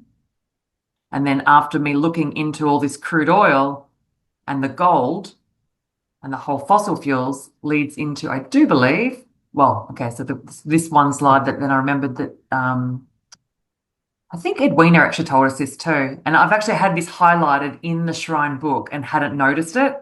Mm. That these black pillars, so there's 16 of them in the shrine, and all of these pillars, as you can see, they're coralline fossils. They all have tiny little seahorses and shells all through them. So again, you're now bringing that whole, there's a spirit, there's an energy now, a living energy inside that stone as well. And they do make comments about this building being alive, being a Yeah. breathing soul. So Yeah, this so is sitting it in the needed that sanctuary. water element in it. Yeah. Yeah. And that's all in the sanctuary where you've got the greater love hath no man. And in ancient times, and of course, Indiana Jones movie, referencing this whole ray of light illuminating the floor where an Ark of Covenant will be sitting below, that stone would be called the Well of Souls. So we know this site was an ancient Indigenous burial site originally. They do say there is no soldier was ever buried here because it was a shrine opposed to a war memorial. But we know there is a lot of burials there because it was an original burial site, and bones were excavated, which is it's in the shrine book. Bones were found when they excavated the site for this. Yeah. Yeah. I had to put this one back in here because this is going to correlate to the next few, just to remind people that of all the places, so this was not last year, it was the year before, wasn't it? It was And so yeah. 2023 Yeah. because they did another one last year. But of all locations that you could put a transhumanism AI light show called the Now or Never, you're going to pick a war memorial to have this. So, and you can see that top picture on the top right, that's a massive goat head. So those two horses, so they've picked this on I think that's the southern end. There's two horses there that create that goat's eyes and then the mouth, the Yeah. way they've created that light show. And there is a reason for putting this picture back in, as we'll get to with the And the synchrotron. Victorian government, they were so disgusted that people would protest there because this is a place of, this is a sacred place in Victoria. But we'll do an AI transhumanist light show there. Yeah, the merging, and it's literally was all about the merging of man and machine. Yeah. So, and the actual show being called Now or Never. And that's why that one was in here because of this lovely site. So I can't remember how this one came up. I think I was watching it was a Tatarian video, and Oh yeah. they were talking about the Hadron Collider Yeah. over in CERN over in Switzerland, I think it is, yeah. And I'm like, oh yeah, they were just chatting away, and I'm like, oh, it's like that Melbourne one. And I knew about this building, and I knew about it in 2020 because there was chatter about it, but I just thought, oh, it's just some sort of physics lab or just some sort of science, whatever, who cares? Didn't take much notice of it. But then when they were talking about the CERN one, I'm like, maybe now starting to think about the fossil fuels and the gold, everything else, maybe there's something more about this site that we should check out. This building, they say, I think it was 19, I've got the year. It's only a few years old, maybe 10 or 15. Early 2000s it was built. Anyway, it is in there somewhere. I think it was 2008. I think it might have opened, something like that. And they plan on closing it by 2030s. So they've spent hundreds of millions of dollars to build it. Yeah. It just got 520 million this year, so 2025, to add an extra 8 light beams. Now, particle accelerators, I mean, that means absolutely nothing to me. It's very sciencey, but then when you look at all the things this building covers, it's so medical. So you're a particle accelerator, but then you also create vaccines, you also study DNA, you also study veterinary. Mm. It's strange. The things it covers does not make a lot of sense, unless, of course, it's studying humans. And then it makes a lot more sense. And how to merge or how to change DNA in humans. And they say it's not even the Southern Hemisphere CERN, it is part of CERN. Yeah. It is, and I saw one about keeping them both operationally 24 hours a day. So they were Yeah. feeding data, but it was like specific about getting data in from both at all times. Do you know what I mean? So they're both Yeah. running. Yeah. Yeah, and so the bright beam. So again, that AI show that they just had on the shrine, and then this whole new process that this whatever they're creating at the synchrotron It's called Project Bright. And I'll go to the next slide because that's just showing you like the beam, like more than 1 million times brighter than the sun. Like, what on earth are they? What on earth for? So I've put this little comment here, and this is why this is one's from Rachel, and I got the okay from Rachel to put this in here. So I got Rachel to have a look at some of this, and she made mention, and that's why it stuck out to me because she's mentioned about the whole infrared and the infrared being that whole demonic entity. And I remembered because when I did the course with Rachel, that whole Vietnam story about the night vision goggles. So I'm like, yeah, okay. So if they're trying to create something with the human DNA in these buildings that then correlates to their DNA, all these demonics. They're trying to find a way to be undetectable or don't not shapeshift, whatever. I mean, who knows what they're doing? Um, this building certainly got something to do with it. It also manufactures the RNA jabs, Mhm. which obviously were rumored to have the luciferase in them back in 2020 or 2021. There's a lot of talk about that. So anyone that knows of the luciferase, you would have heard it from that, and that was the And rumor. they do collaborations with the Doherty Institute as well, don't they? Yeah. So yeah, it's top there. So Monash and Doherty's, and of course Ansto are the ones who control this synchrotron. But the fact that they've already said they don't after so spending all this money, and they're literally doing this right now. So they've added, I think they turned on the fifth beam, so they're adding 8 more, and they've already installed 4. But in May they added the fifth one. So they're gradually increasing to get another 3 light beams on. What are they doing with them? Who knows? No idea. Someone knows, let us know. So, And yeah, Clayton said, she said Clayton means fake. fake. Yeah. Yeah, Clayton also means fake. And there was a saying when she was a kid that Clayton's milk was fake milk. Mm, yeah. Yeah, right. And again, that's in Melbourne's southeast, so that'll might come into play later. Yeah. Yeah. It's in this. Well, you can see why there's obviously a massive reason why Melbourne was so targeted in 2020. It's a hub for whatever they're planning. It's certainly their central hub right now. Well, exactly. If that's part of CERN, and there's people that have worked in both, and they, like the importance of CERN in the northern hemisphere, and they only have one other one, and it's in fucking Melbourne. Yeah. They seem to be opening and closing a lot of them all the time now. I think there's another one in Brazil Right. opened just after this one. So they seem to have them on different areas, but whether they're all operational at the same time, I don't know. But yeah. But you can see even down the bottom. So it covers applications in health, medical, food, environment, nanotechnology, energy, mining, advanced materials, agriculture, and cultural heritage.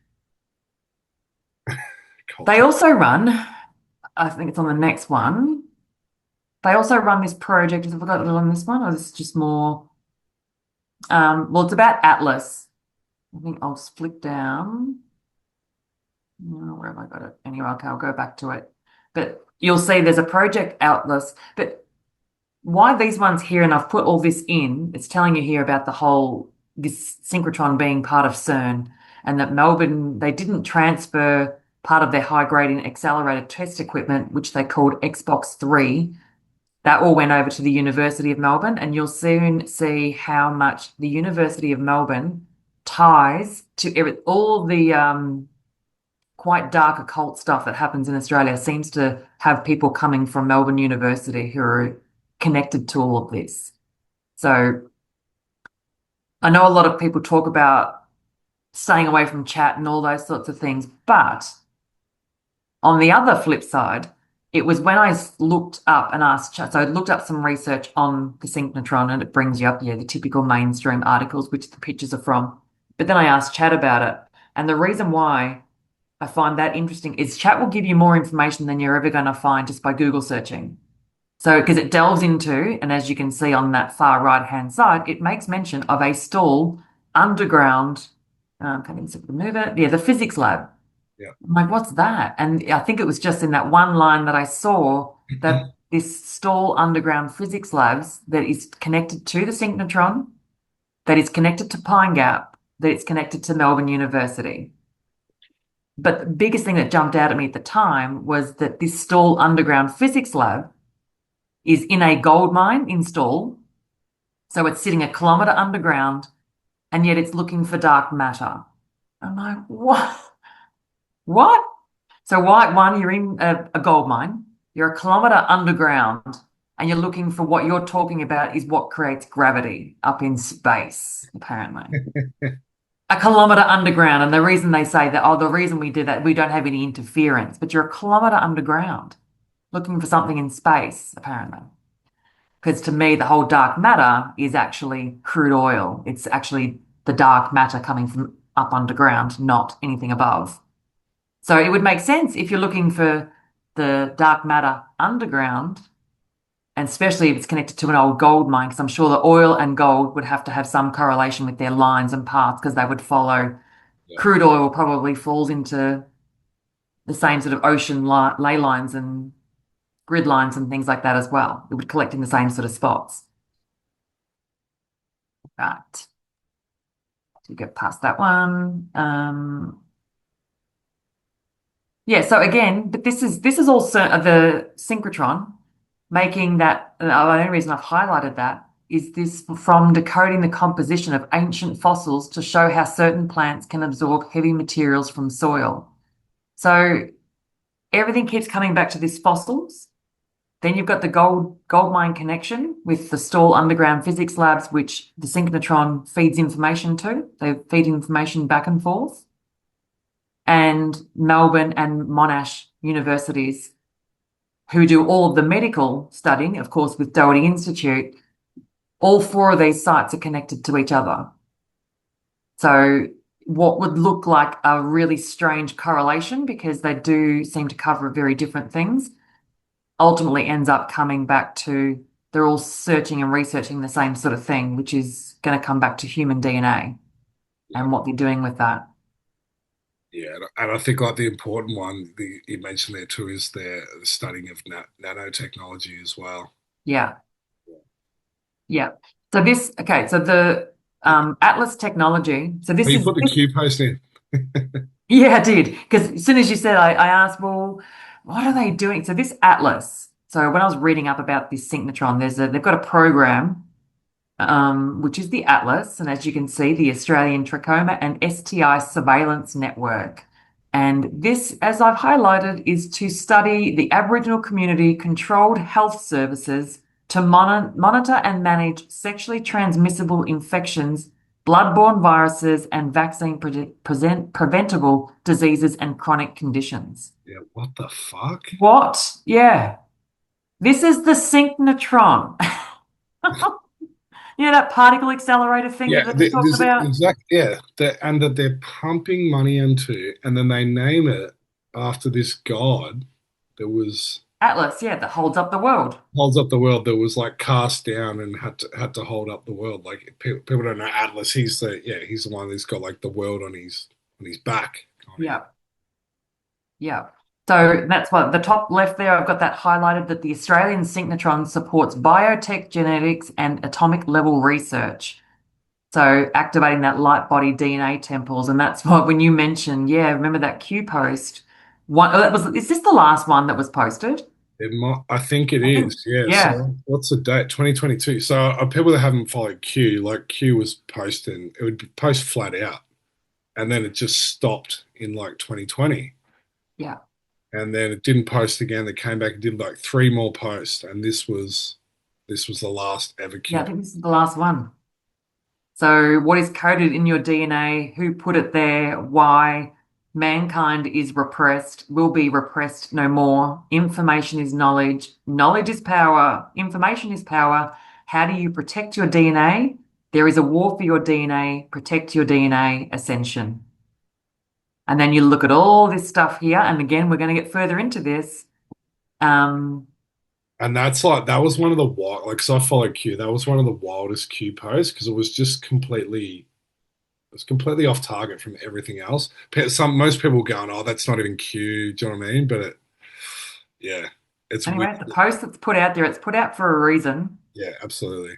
And most people look at it and go, oh, DNA, who cares? Like, but they care. They really care. And then you got that, just that arm in the middle, that crystalline based DNA, that 12 and the 144. Now we know that, again, this 144 is so coded in the actual shrine building itself. It's not funny. It's Yeah, on the 144, I can't remember if it's longitude, the 144 page of math to make that whole ray of light work. yeah. Yeah, it's just, Well, it's a doesn't number it? that The keeps whole coming up. vertebrae adds up to like 144 too when you add them up. Yeah. But that's what I kind of think with that post, that if we're talking about like memory and like what you said about gold and oil and the whale and all that kind of stuff, is the point of these continual resets, and the only way that they can do them is, even if it's not like you don't wipe everyone out, but you wipe the memory of those that are Yeah. left, and that is done through DNA tampering, and then the Yeah. cycle ends, and then because the memory's not there, because the DNA has been affected. And I think that's what the jabs is like, obviously part of, and much more. So we're saying protect your DNA. Is that like a way to beat the reset? Yeah.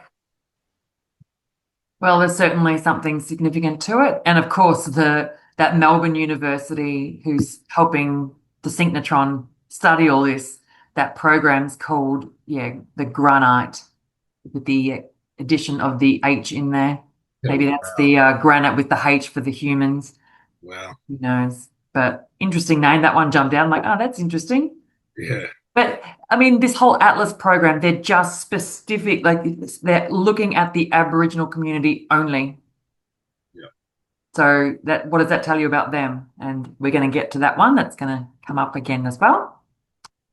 I've just highlighted some stuff there on if you want to look more into that Atlas project and how that connects to the University of Melbourne, because they're going to come into this um, quite significantly in a minute. But Atlas, yeah, so is named after the Titan who holds up the sky, the symbolic guardian of dimensional boundaries.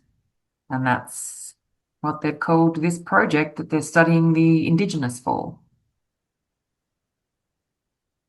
And this one here, this is Stall. This is the underground physics laboratory. So it's in an old gold mine. This is the one they're saying they use to study dark matter and what they're seeking. So to me, that's how they're finding potentially where the oil might be. And again, I think there's more of a correlation with the oil and the whole fossil fuels is to bring out, maybe it's to remove the memory from the water as well. Because if that's the memory coming out of the earth, they've got to take it out of the water as well.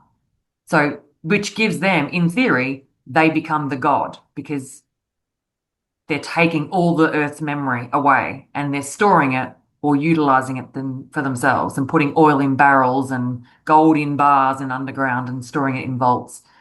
So to me, there's way more to it than just being able to use machinery and drive cars and trucks and stuff because we didn't need it. The world worked fine without it before. And as anyone that goes into cars, that anyone that comes up with that great invention of cars running on water seems to disappear pretty quick. So, and then we jump to the Here we next go. zoology. Hey, going back? No, no, no. Okay. Okay. All right. So the same time I was going through the book and I found the Palestine Exploration Fund, I remember thinking, okay, all right, so I'm looking at the gold, looking at the crude oil. Okay.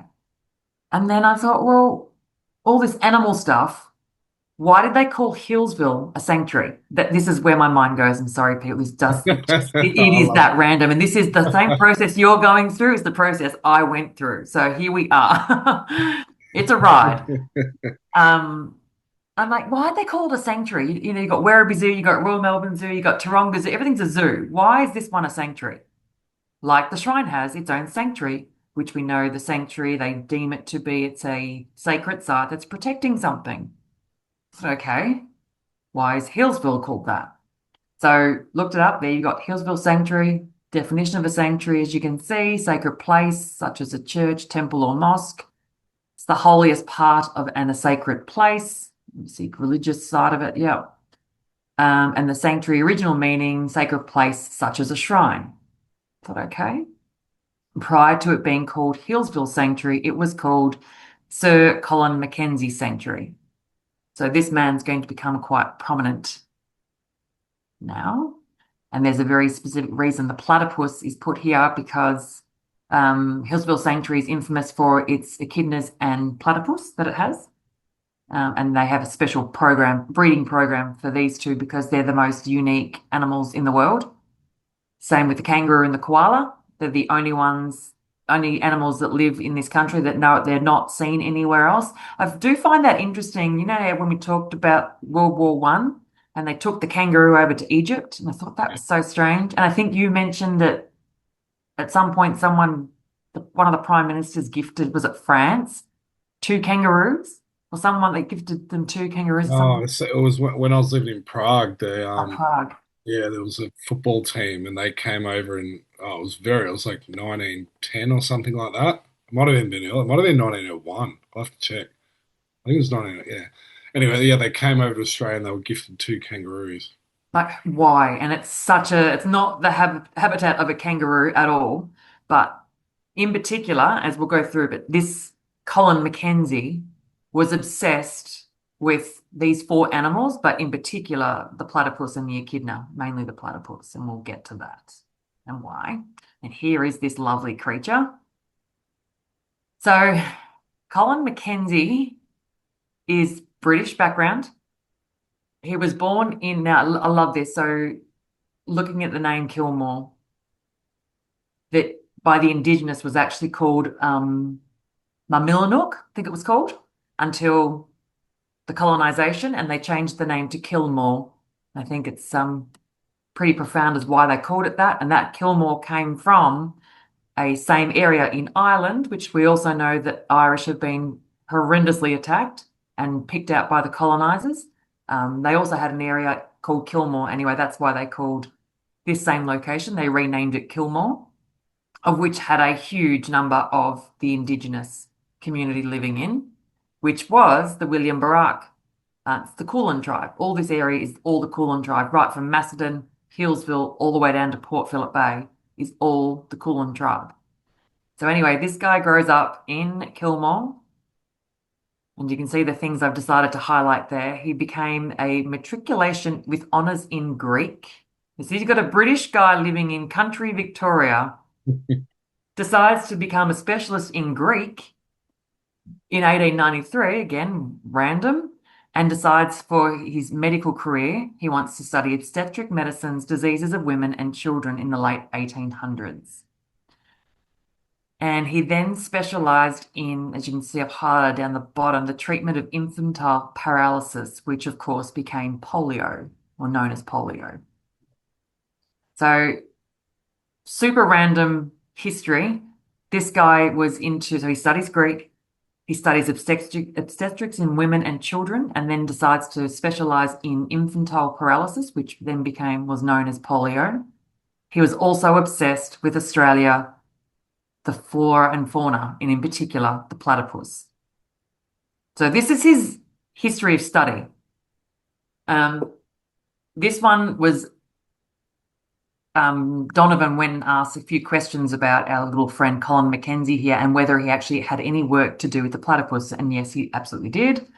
So part of his obsession with our strange flora and fauna, he looked into the platypus in particular. And the reason he was fascinated with them is, of course, the platypus being a mammal, but it lays eggs, same as the echidna. And they're the only two animals in the world that do that. So they bridge the gap of reptiles and mammals. So again, we're talking about that correlation with the humans being the mammal and an underground subterranean species being of a reptile nature, allegedly. So this guy, with his strange educational choices, this is what he studied. And you can see he studied at the University of Melbourne, where they did a lot of this sort of information on the flora and fauna of Australia. So they call Okay. them evolutionary oddballs. Yeah, the platypus. They are very weird. As you can see, they're a bit of an odd looking thing. It's super. But That's what they say that the platypus was like God's sense of humor or something. That's like how obscure they are. yeah, yeah. I've only And ever again, seen one once. I saw one once in Maryborough in a creek. That's like a big gold area too. yeah. Well, there you go. And I've just highlighted this one here. So the reason Hillsville Sanctuary itself is really specific and particular is this is actually, we've talked about previously the Corranderk Station, which is where William Barak was. That was the final landmass before the colonizers completely took over the Indigenous, was Corranderk Station was their last holding. So as the colonizers came into Australia, like I said, by the 1700s, they had started to infiltrate completely. They realized by the late 1700s, they were here to stay and they weren't leaving.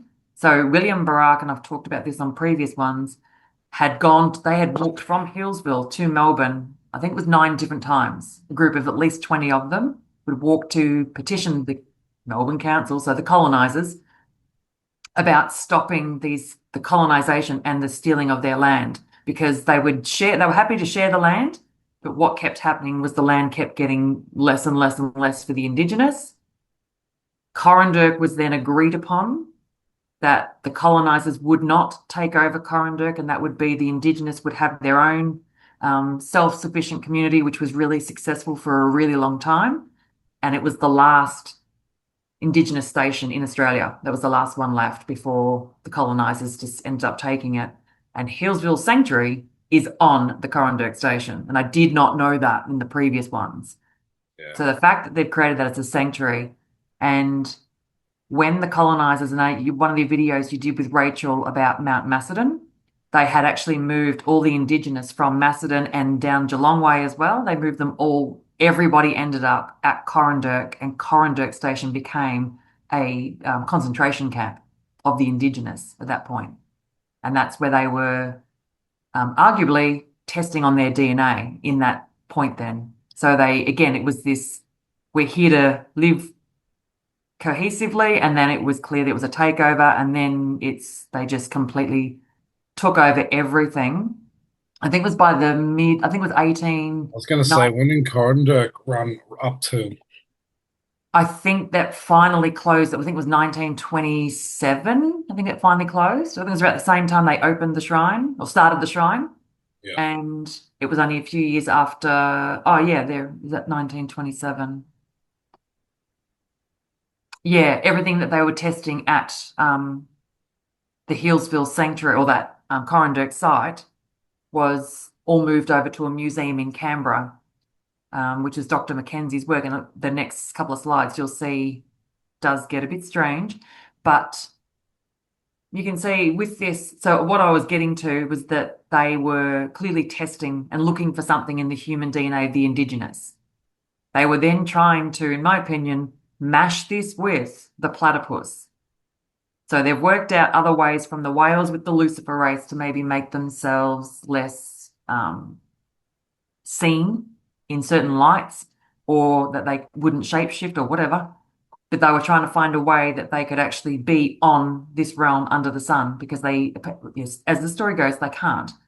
So if they were trying to find a way to find that original DNA being the Indigenous, meshed with an animal that's so unique and it's a cross between a mammal and a reptile. And they were doing some sort of testing and creating their own species. And down the bottom, that was in the middle there, you can see that they ended up breeding platypus. One was called Barak and one was called Yarra Yarra, obviously being the river, which was very tied to the Corranderk station and the Wurundjeri people. But That's um, got to be that's got to be William Barak's DNA or something. 100%, Got to 100%. be. That's like the biggest takeaway. What the fuck? I know they call and then of course he calls one after that, after calls it Mackenzie, calls one after himself. So you know what he's doing with it. But he had apparently killed hundreds of platypus in the process of trying to create whatever they were creating because Yeah. he kept asking for more platypus to be collected and put into the sanctuary, and they ended up getting knocked back because they killed so many. So Yeah. after, you can see, after 55 years of trying to breed them, they finally bred them, and that was Barak and Yarra Yarra.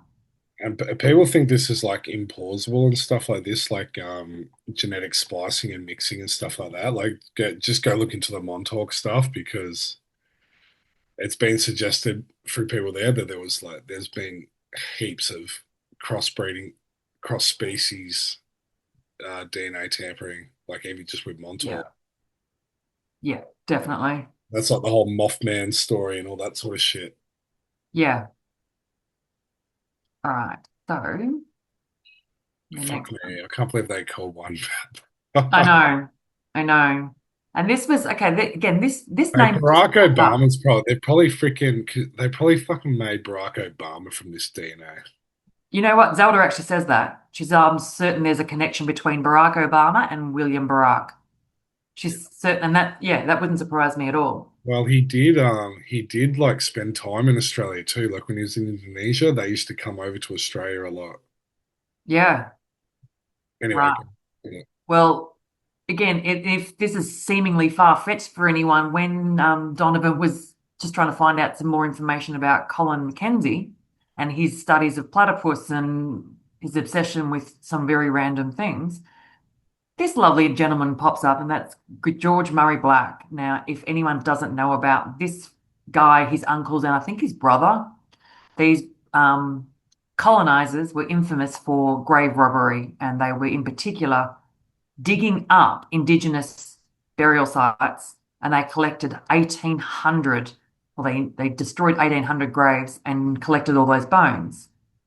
Now, this has been going, I saw something where it said it was along the lines that they worked out they actually needed the bones that were no longer alive because they'd done enough testing on the alive ones that they needed to know about the ones that had passed. Hence, this horrendous ransacking of all these grave sites and stealing the human remains. And of course, they were obsessed with the skull. They were measuring skulls and everything as well. But yeah, this guy here in particular. So all of his collection ended up going back to the Colin Mackenzie Foundation and going to the museum, and they were stored all in Canberra for a long time. And you can see Rachel's put that reference at the top there. The sarcophagus references in relation to Black. He's obviously considered himself a pharaoh, which she said her father also did. But the name Black would have given him license according to their insane belief systems. So it would have given him the permission to dig up these sites and be this horrendous grave robber. And I'm sure Murray's probably just installed in there for the Murray River and what they've taken out of there as well. Yeah. Do you remember? Have you seen those ones where they had human zoos in Europe? Yes, Because yeah, I've seen like, and they would actually take Aboriginals over. They'd steal them and put them in zoos in America. Sorry, in Europe. yeah. And like I was thinking this the other day, Yeah, they must have been doing fucking testing and shit on them over there too. That's you know what I mean. 100%. That's what you And do the in zoo whole, animals. Yeah. definitely, and the whole incubator baby story and all the world's fairs with the incubators, that to me, those babies were the ones that they've managed to crossbreed between a mammal and a reptile because that's what you do with a reptile. They're all in an incubator under that heat lamp to keep them warm and grow. Yeah. That baby, human babies are born in water, not under heat lamps. That's what reptiles do. You have to put them in. If you go into a pet store, you'll see snakes and lizards are in heat lamp. They're in incubators. Exactly what they're called. This is making me think of the X-Files movie. Have you seen the X-Files movie? Yeah, Yeah. certainly have. But yeah, this Murray Black, established with the Department of Anatomy, and there we are, that University of Melbourne again, from 1940 to 1950. I didn't certainly highlight the way he processed this Aboriginal sites. What have we got? More than 800 full skeletons were stored at the university. This is the University of Melbourne. They stored these bones and left them inside a university. So, yeah. Look, and how's this? And when he dies, look at his burial site.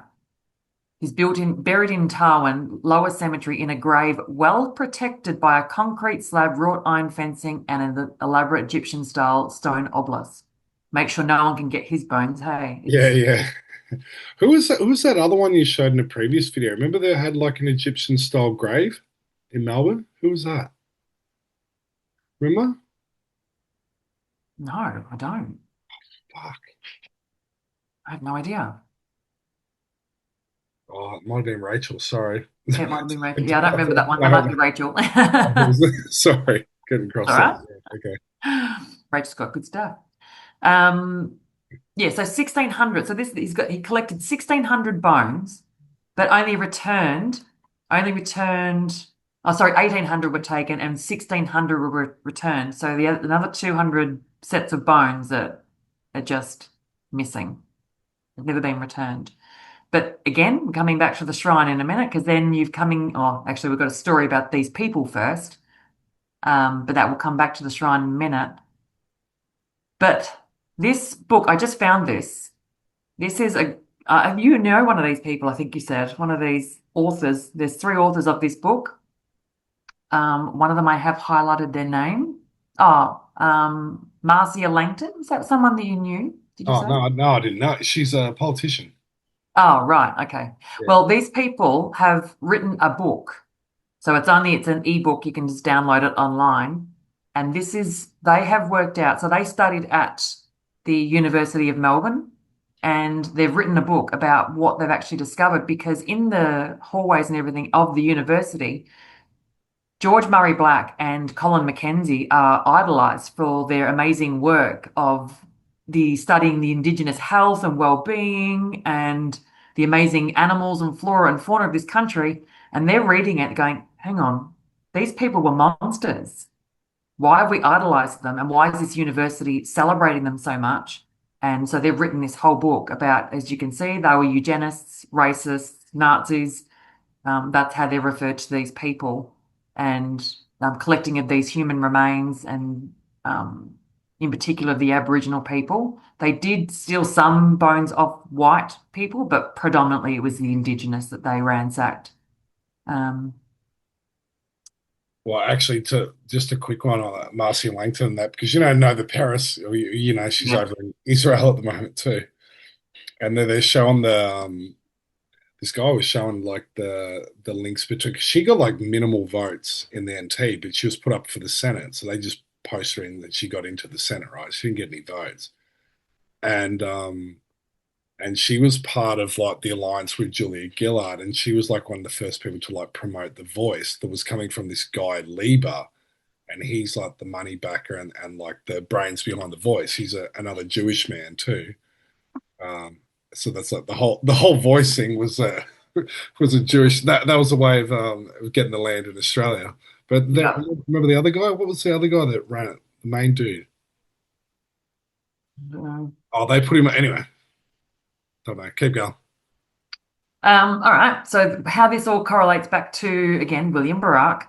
So obviously William Barak was the head of the Corranderk station after there was a few other leaders prior to him, but he was the most infamous one towards the end and the last one, the last leader.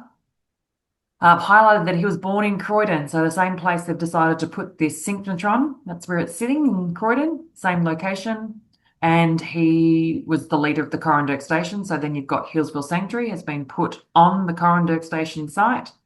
And then we have him connected back to the shrine.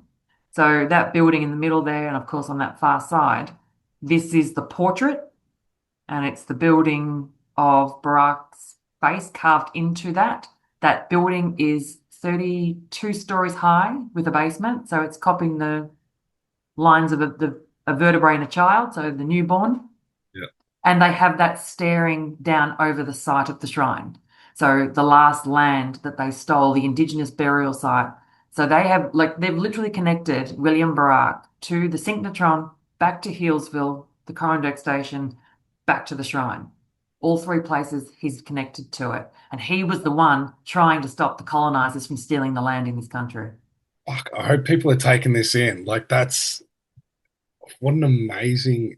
He was the one trying to stop. He was the biggest pain in their ass. It's not even fun. He was the one trying to. He just kept fighting and fighting and fighting, and obviously delayed a lot of their process.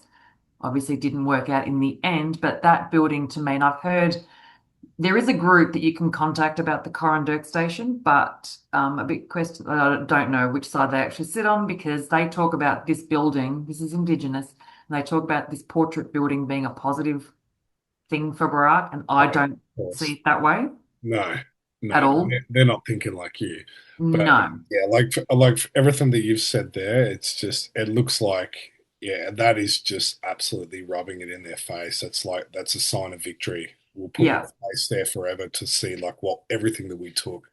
Yeah. And the reason, again, I knew, obviously I've talked about this building before. What I hadn't realized until just the last 3 weeks or 4 weeks, the building is actually being built on top of the old Carlton United Brewery. Now, again, you sort of go, well, what's the significance of that? This shrine book keeps talking about the sacred Carlton United Brewery site. So, like, well, so to me, they had to be doing some sort of testing there on probably the Indigenous and, yep, probably some sort of brewing as well, because they found when Grocon started excavating to build this site, they found thousands and thousands of artifacts of, well, they said were cups and bowls and, just day-to-day life stuff. So there was obviously a huge number of people that originally lived there before they put this brewery on top of it, which was owned by Jewish people, just saying, or Canaanites, probably more appropriately. And they keep calling it sacred. Yeah, so the book actually calls Carlton United Brewery sacred.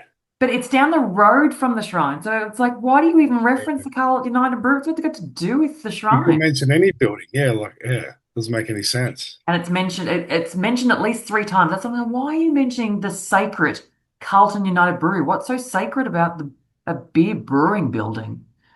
Obviously, it's where they lived, like a lot of them lived, and then the shrine was a burial site, Indigenous burial site. Mm. And then Okay. so they put the barrack building right at On that top of it. location. It's on top of it. So I think that's meant to be the basement, and then you've got the 32 floors above it. Yeah. Wow. Hmm. What have I even got here? This is Corranderk. I think this is just information about Corranderk, and how successful it was for such a long time. And then the Aboriginal people, yeah, you can see there, they were very quickly decimated. Not long after the Europeans arrived, and they had arrived originally in Sydney. And I think we mentioned earlier there that half of them, more than 50% of the Indigenous were wiped out with the arrival in 1789. So 1788, they turn up, and within a year, more than 50% are wiped out with the smallpox disease that somehow didn't infect the colonizers. They were immune to it, strangely enough. Yeah, that's bioweapon, isn't it? All the way That's certainly bioweaponry. bioweapon. Well, that's like the old stories in North America. They say they gave them blankets to give them smallpox, but I'm not buying into that either. I think it's something else, right? Yeah, yeah, definitely. Whether they poisoned the water or what have you. Um, oh, I had a comment there from Rachel. What have I got there? I can't see the recordings over it. But yeah, yeah, you can see that that's just a bit of information about the actual Corranderk station itself.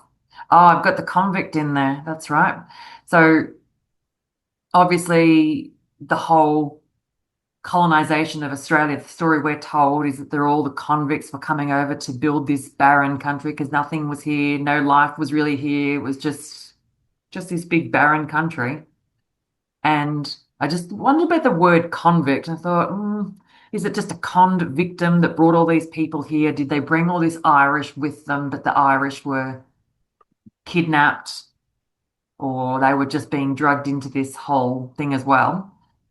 But the etymology, the Latin etymology of the word convict, as you can see down the bottom, is they come together to conquer.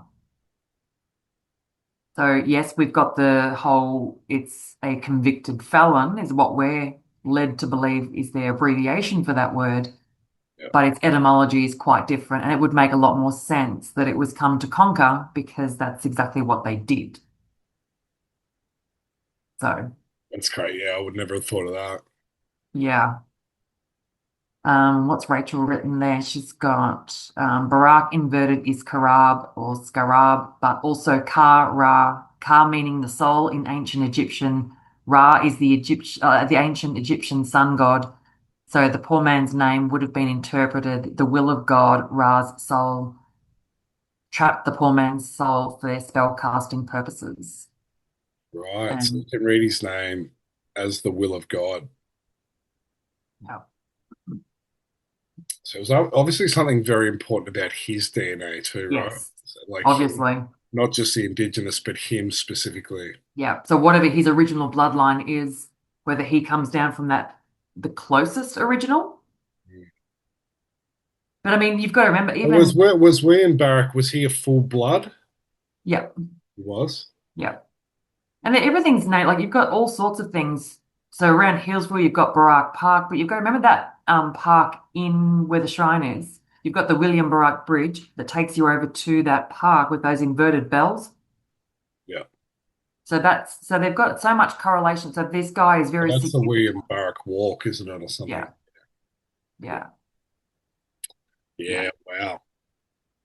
What are we on after that? And here we are. So this is the King's Domain, the resting place. So this only started, I think, the whole repatriation of these bones that were stolen by, George Murray Black and Co.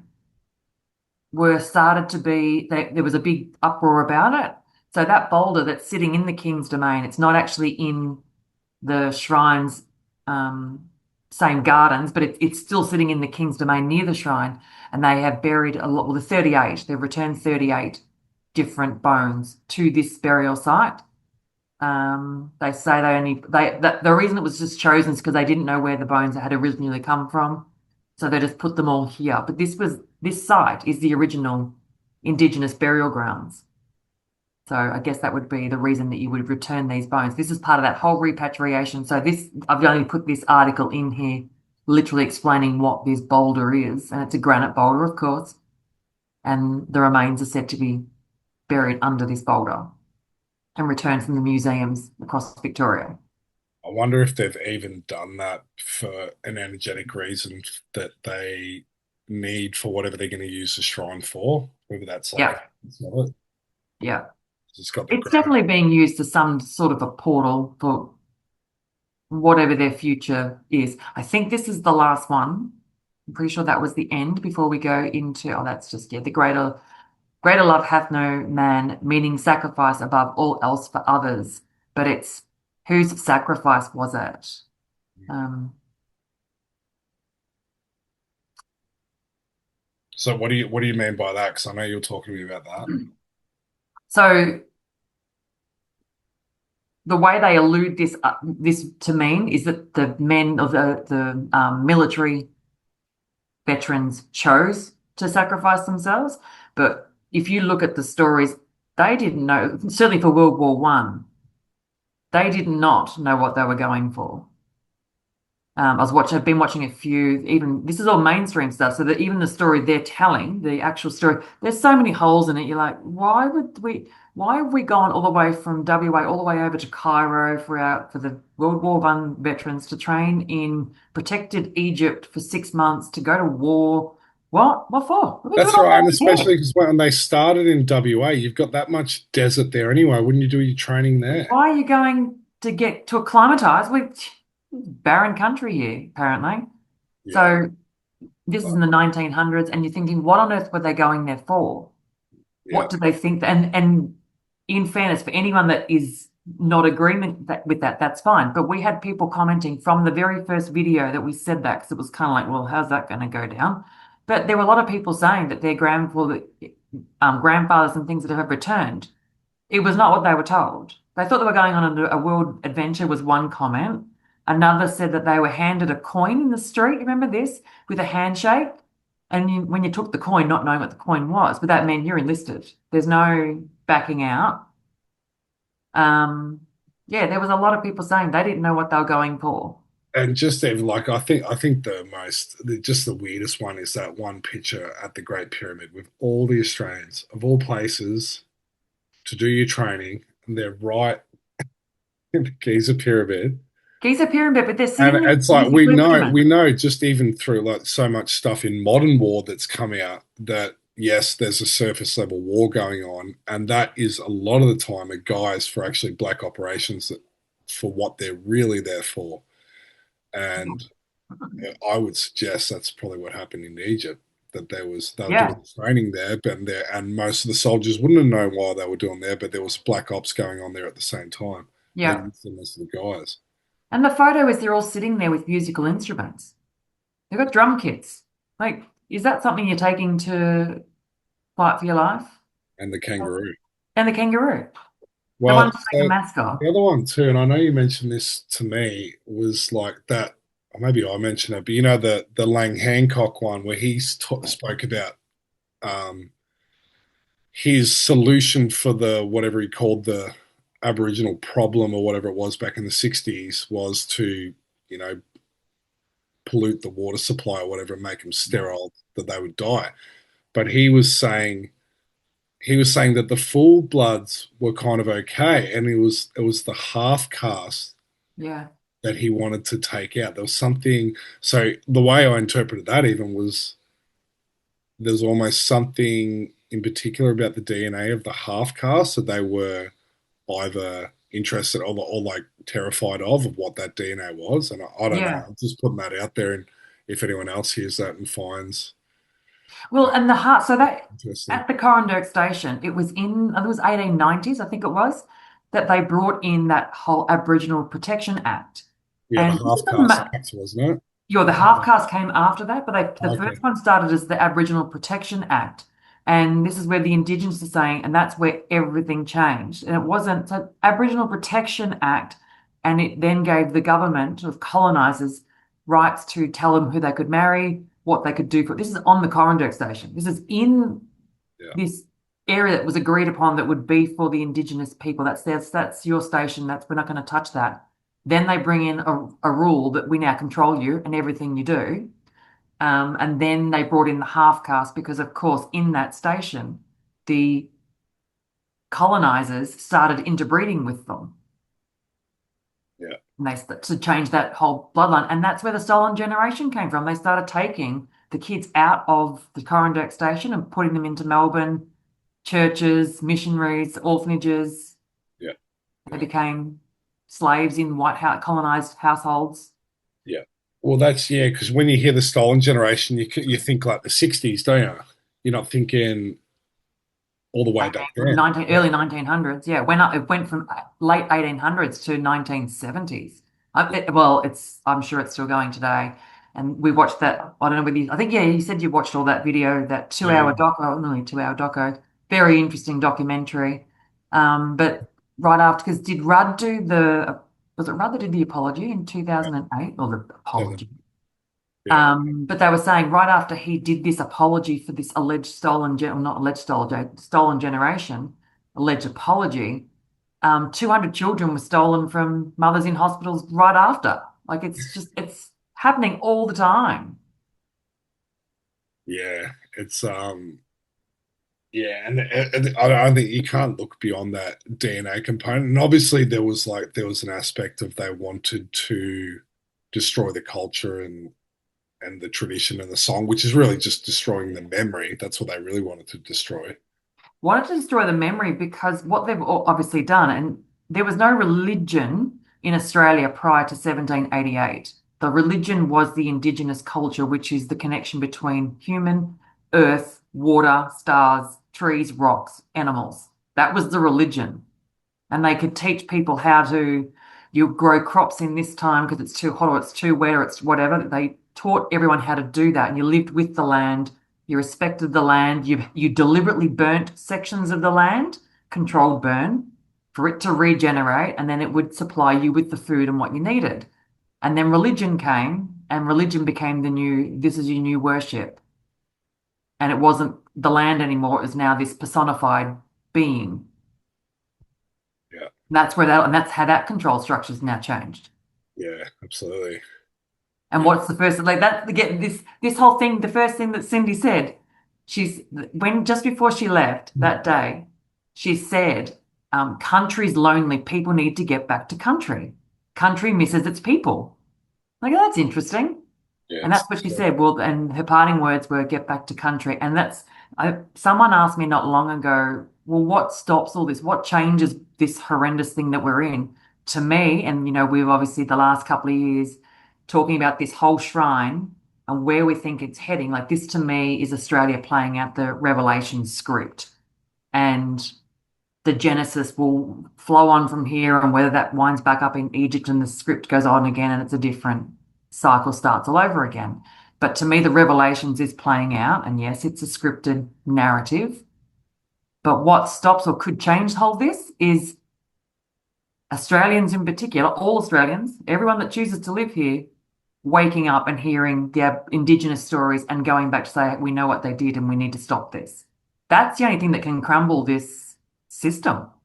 I fully agree too, and that's what I think. Even like these buildings or devices or technology, whatever you're calling them, they're actually they're there to like harness, but they're also there to like overlay what's actually happening naturally, and to Yeah. like to stop us actually hearing what's naturally occurring, Yeah. and then to like almost present something else like physically over it. So yeah, I've 100% agree with that. Yeah. So as much as this is a strange connection, this building has something to do. And of course, being a war memorial, so they're holding all that energy, that soul energy within it, even for the soldiers that have all lost and sacrificed over the last 100+ years. Um, they are holding that memory in there as well. So it's not like we're not saying this isn't a war memorial. It is. We know they idolize war. It is a memory for these people, but they are harnessing it for something else, for their purpose. Well, that's Um, I keep thinking of the World Naval too, just after I finished that last book, and that's like it has every element of the World Naval, and actually that was like taken originally from tribal cultures in like in Joseph Campbell's book, he speaks about a North American tribe where he speaks about this hill mound, and that's a center point of creation, and all their stories around that. yeah, And then we create these ones like within buildings, but they're the beginning and the end. And that's what yeah, remember I told you. I said like 'cause you point out there's like an X on top of the shrine. yeah. So X actually is like that is the world navel. It shows you the very center point of where everything begins and ends. Yeah, and the book, the Shrine book itself, has mentioned multiple times, and as does an architect that wrote a big thing on this in the early 1920s or 30s when it just opened, about the importance of its axis that it's sitting on, and it's sitting on the spine of Melbourne. Mm.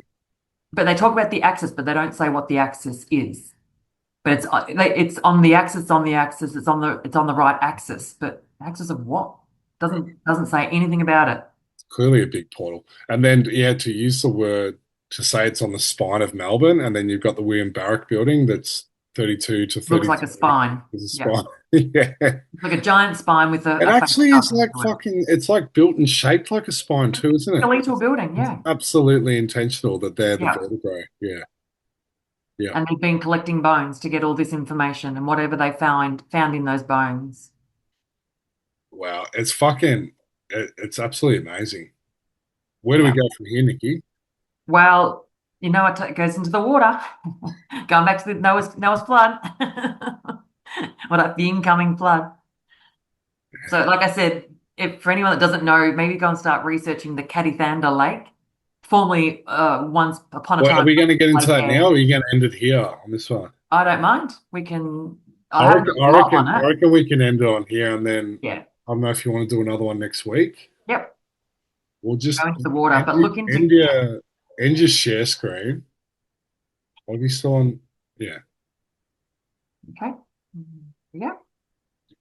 mate, that was 2 hours. You've actually only skimmed on it. Yes. It was not meant to go in all of it because there's too much. Even that might be too much for some, My but my main takeaway from this too is, and like I'm absolutely fascinated that where you've actually got let your intuition actually guide you, but then actually it is backed up by evidence. So like yeah. I don't know. Well, what's your advice for people around that too? Because I don't know. You're a bit different how you went with that, and you've got to allow yourself to go with the flow a little bit because you're like, Okay, Sanctuary, Hillsville Sanctuary. I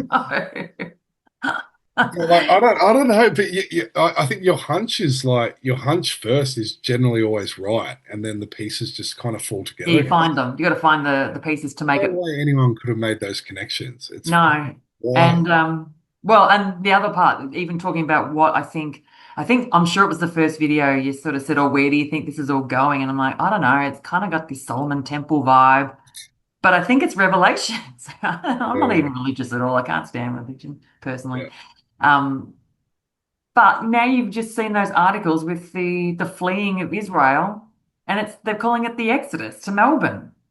Of yeah. all places in the world, as soon as you sent that to me, I'm like, oh wow. I told you that that theme's in a lot too, and then they put up this whole these protests, Trump no kings or whatever, Yeah. and they're chanting, "Let my people go," the line from Exodus.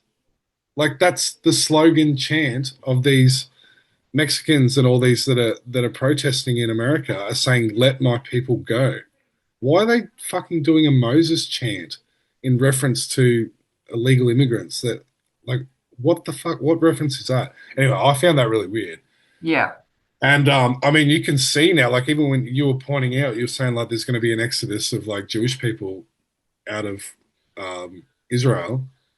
And then now, like, look what's going on. I don't know if you've seen these videos now. It's like fucking wild now. There's people like fleeing Israel.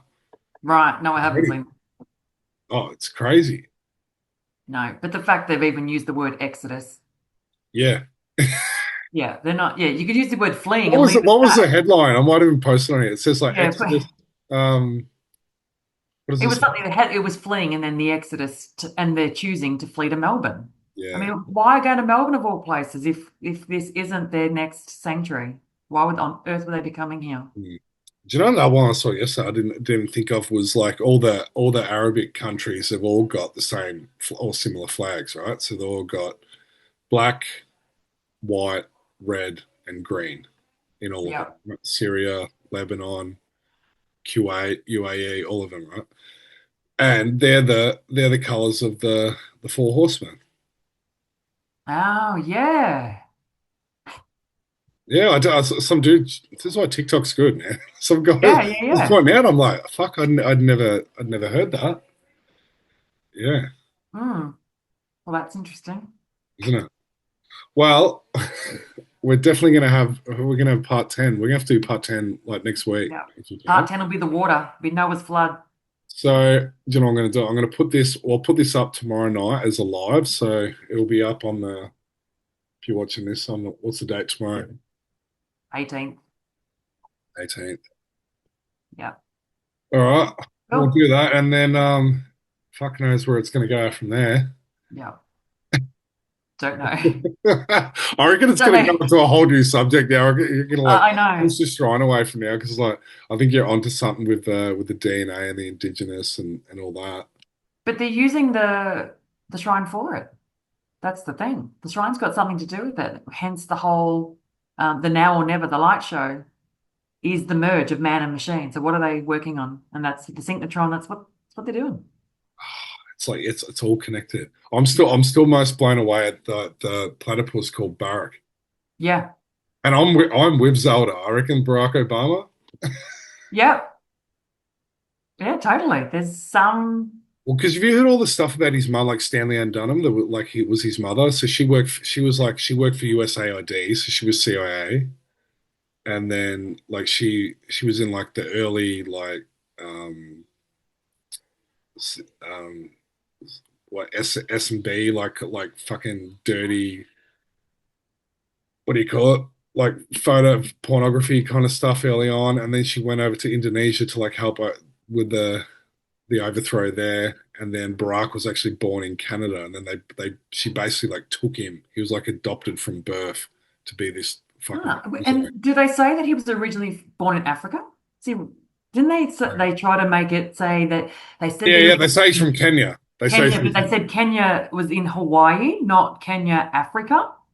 But it was actually because Oh, okay. I haven't heard I that think it was something one. like that, yeah, that they said, oh no, it was Kenya in Hawaii, not Africa. What I've heard is he's a mixture of European royalty and Indonesian royalty. Well, that could very well be that correlation with that bloodline of Barak, William Barak, because, like I said, Gondwana land, when all that landmass was connected, we were tied to Indonesia and Well, that's what I was thinking Africa. too, because it might that the importance of that DNA. Because I mean, like you even look at the Arnhem Land and stuff, and then the Southern Indonesians, they look very similar. Yeah, The same similar bone structure. That they're quite dark, the Southern Indonesians as well. yeah.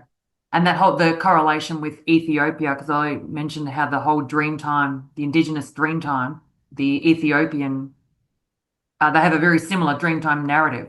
Oh Very, very yeah, similar story. yeah, yeah. Yeah, Oh, that's very right. Yeah, you similar. said it. Yeah, fuck yeah. It was like yeah. And that's where they're saying the ark was moved from. It was stored in Ethiopia from the Dome of the Rock. At one point, it was shifted to Ethiopia, and then from Ethiopia, it's come to Australia. I've heard that's like that area is like still guarded and stuff. That's why people say the temple's the ark's still there. But Yeah. And then it was 1930s that Ethiopia was absolutely decimated by the colonists. Yeah, it was, and isn't it I terrible? swear there's probably ones like protecting fake arcs and they don't even Yeah, know they got the arc because that's what they said. There's all these replicas. yeah, most likely. All right, mate. All Well, right. I'm gonna piss, so we're gonna go. You've done well. Well done. I don't usually last 2 hours. No, you don't.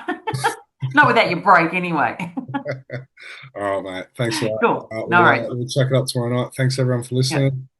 We'll be back next time. See ya. This is a massive fire that's covered like a huge part of Victoria, and then bang, the state of Victoria starts that year takeover of this area, because you come from like those tribal stories. Then two women supposedly walk up and find gold in Bendigo. In that time, it goes from a tent city to like 20,000 people within a month to 5 to 10 years later, it's the richest city in the world. The most elegant ballrooms we've ever seen. In the setting of the ball, a worker lost control. Listen to this bullshit. Lost control of his torch whilst trying to light one of the decorative sunlights. So the military actually was keeping a ghost log book in this building. The royal homages. So you got King Street. You'll get this in every town, right? You got King and Queen, but then you got Bull, and then you got Royal Avenue there too. Same term in a way has been doing the rounds anyway, whether it's via the spiral, whether it's it's a theme across everyone. And even speaking to Indigenous people like in Australia, New Zealand, America, wherever, they've all got different words for it, but everyone's talking about the same thing. Numbers, as we know them, are actually the symbols that represent the different energetics of the universe. Literally to lead humanity towards freedom. If it wasn't for the 5 energy, we would just be going to... It's the 5 energies that look for the exit under a 5 energy. So did World War II. In fact, the London Olympics, that was also under a 5 energy. Any large, small proportion of humanity to take one side or the other, doesn't really matter which one you take, just that you take a side, we're going to do it under a 5 energy. Deal with this right here. You know, there's all of that going on in the world, but how does it impact me in my life with my family right here and right now, and how can I prepare for that? Call to adventure. It's because we don't like stagnancy, and this is going to go into the spiral later, because we want movement, we want adventure, we want to know who we are. So it goes up the spiral, and the spiral representing DNA, but then the spiral itself also represents the unknown, because as you're climbing up the ladder, you don't really know. You've only got the next few steps to go. So it's actually a path of faith and trust in yourself. Have every single thing, every bit of knowledge within the universe, within you. Then what happens there? Right? This takes away all victimhood. It takes away that, like, who's they that's controlling it. They's actually us. They's you. You're going to see it in nature. You're going to see it in a movie. You're going to see it in your own life story, because the fractal's playing out everywhere. And what I think we're doing in here is we do role play. You exist in reality and you exist in simulation. The Christ-like love and knowledge, it seems like he's already been through that process. And I think they've made this video to show that he's the way shower. Just honouring your own unique soul expression, being the true individual. The beginning stages of separation, you're already longing to go home. It's so far unobtainable from where you are, because you're at the beginning. You don't even know what home is. Pendulum's in perfect balance. But the whale is meant to represent intuition. It goes into the hole, and the moment it goes into the hole, he goes, oh my God. And it shows you that there's a point of divine intervention within the story too, through jealousy, its own version of light. Great, so thanks very much. Appreciate you. Let me be by myself in the evening breeze and listen to the murmur of the cottonwood trees. Send me off forever, but I ask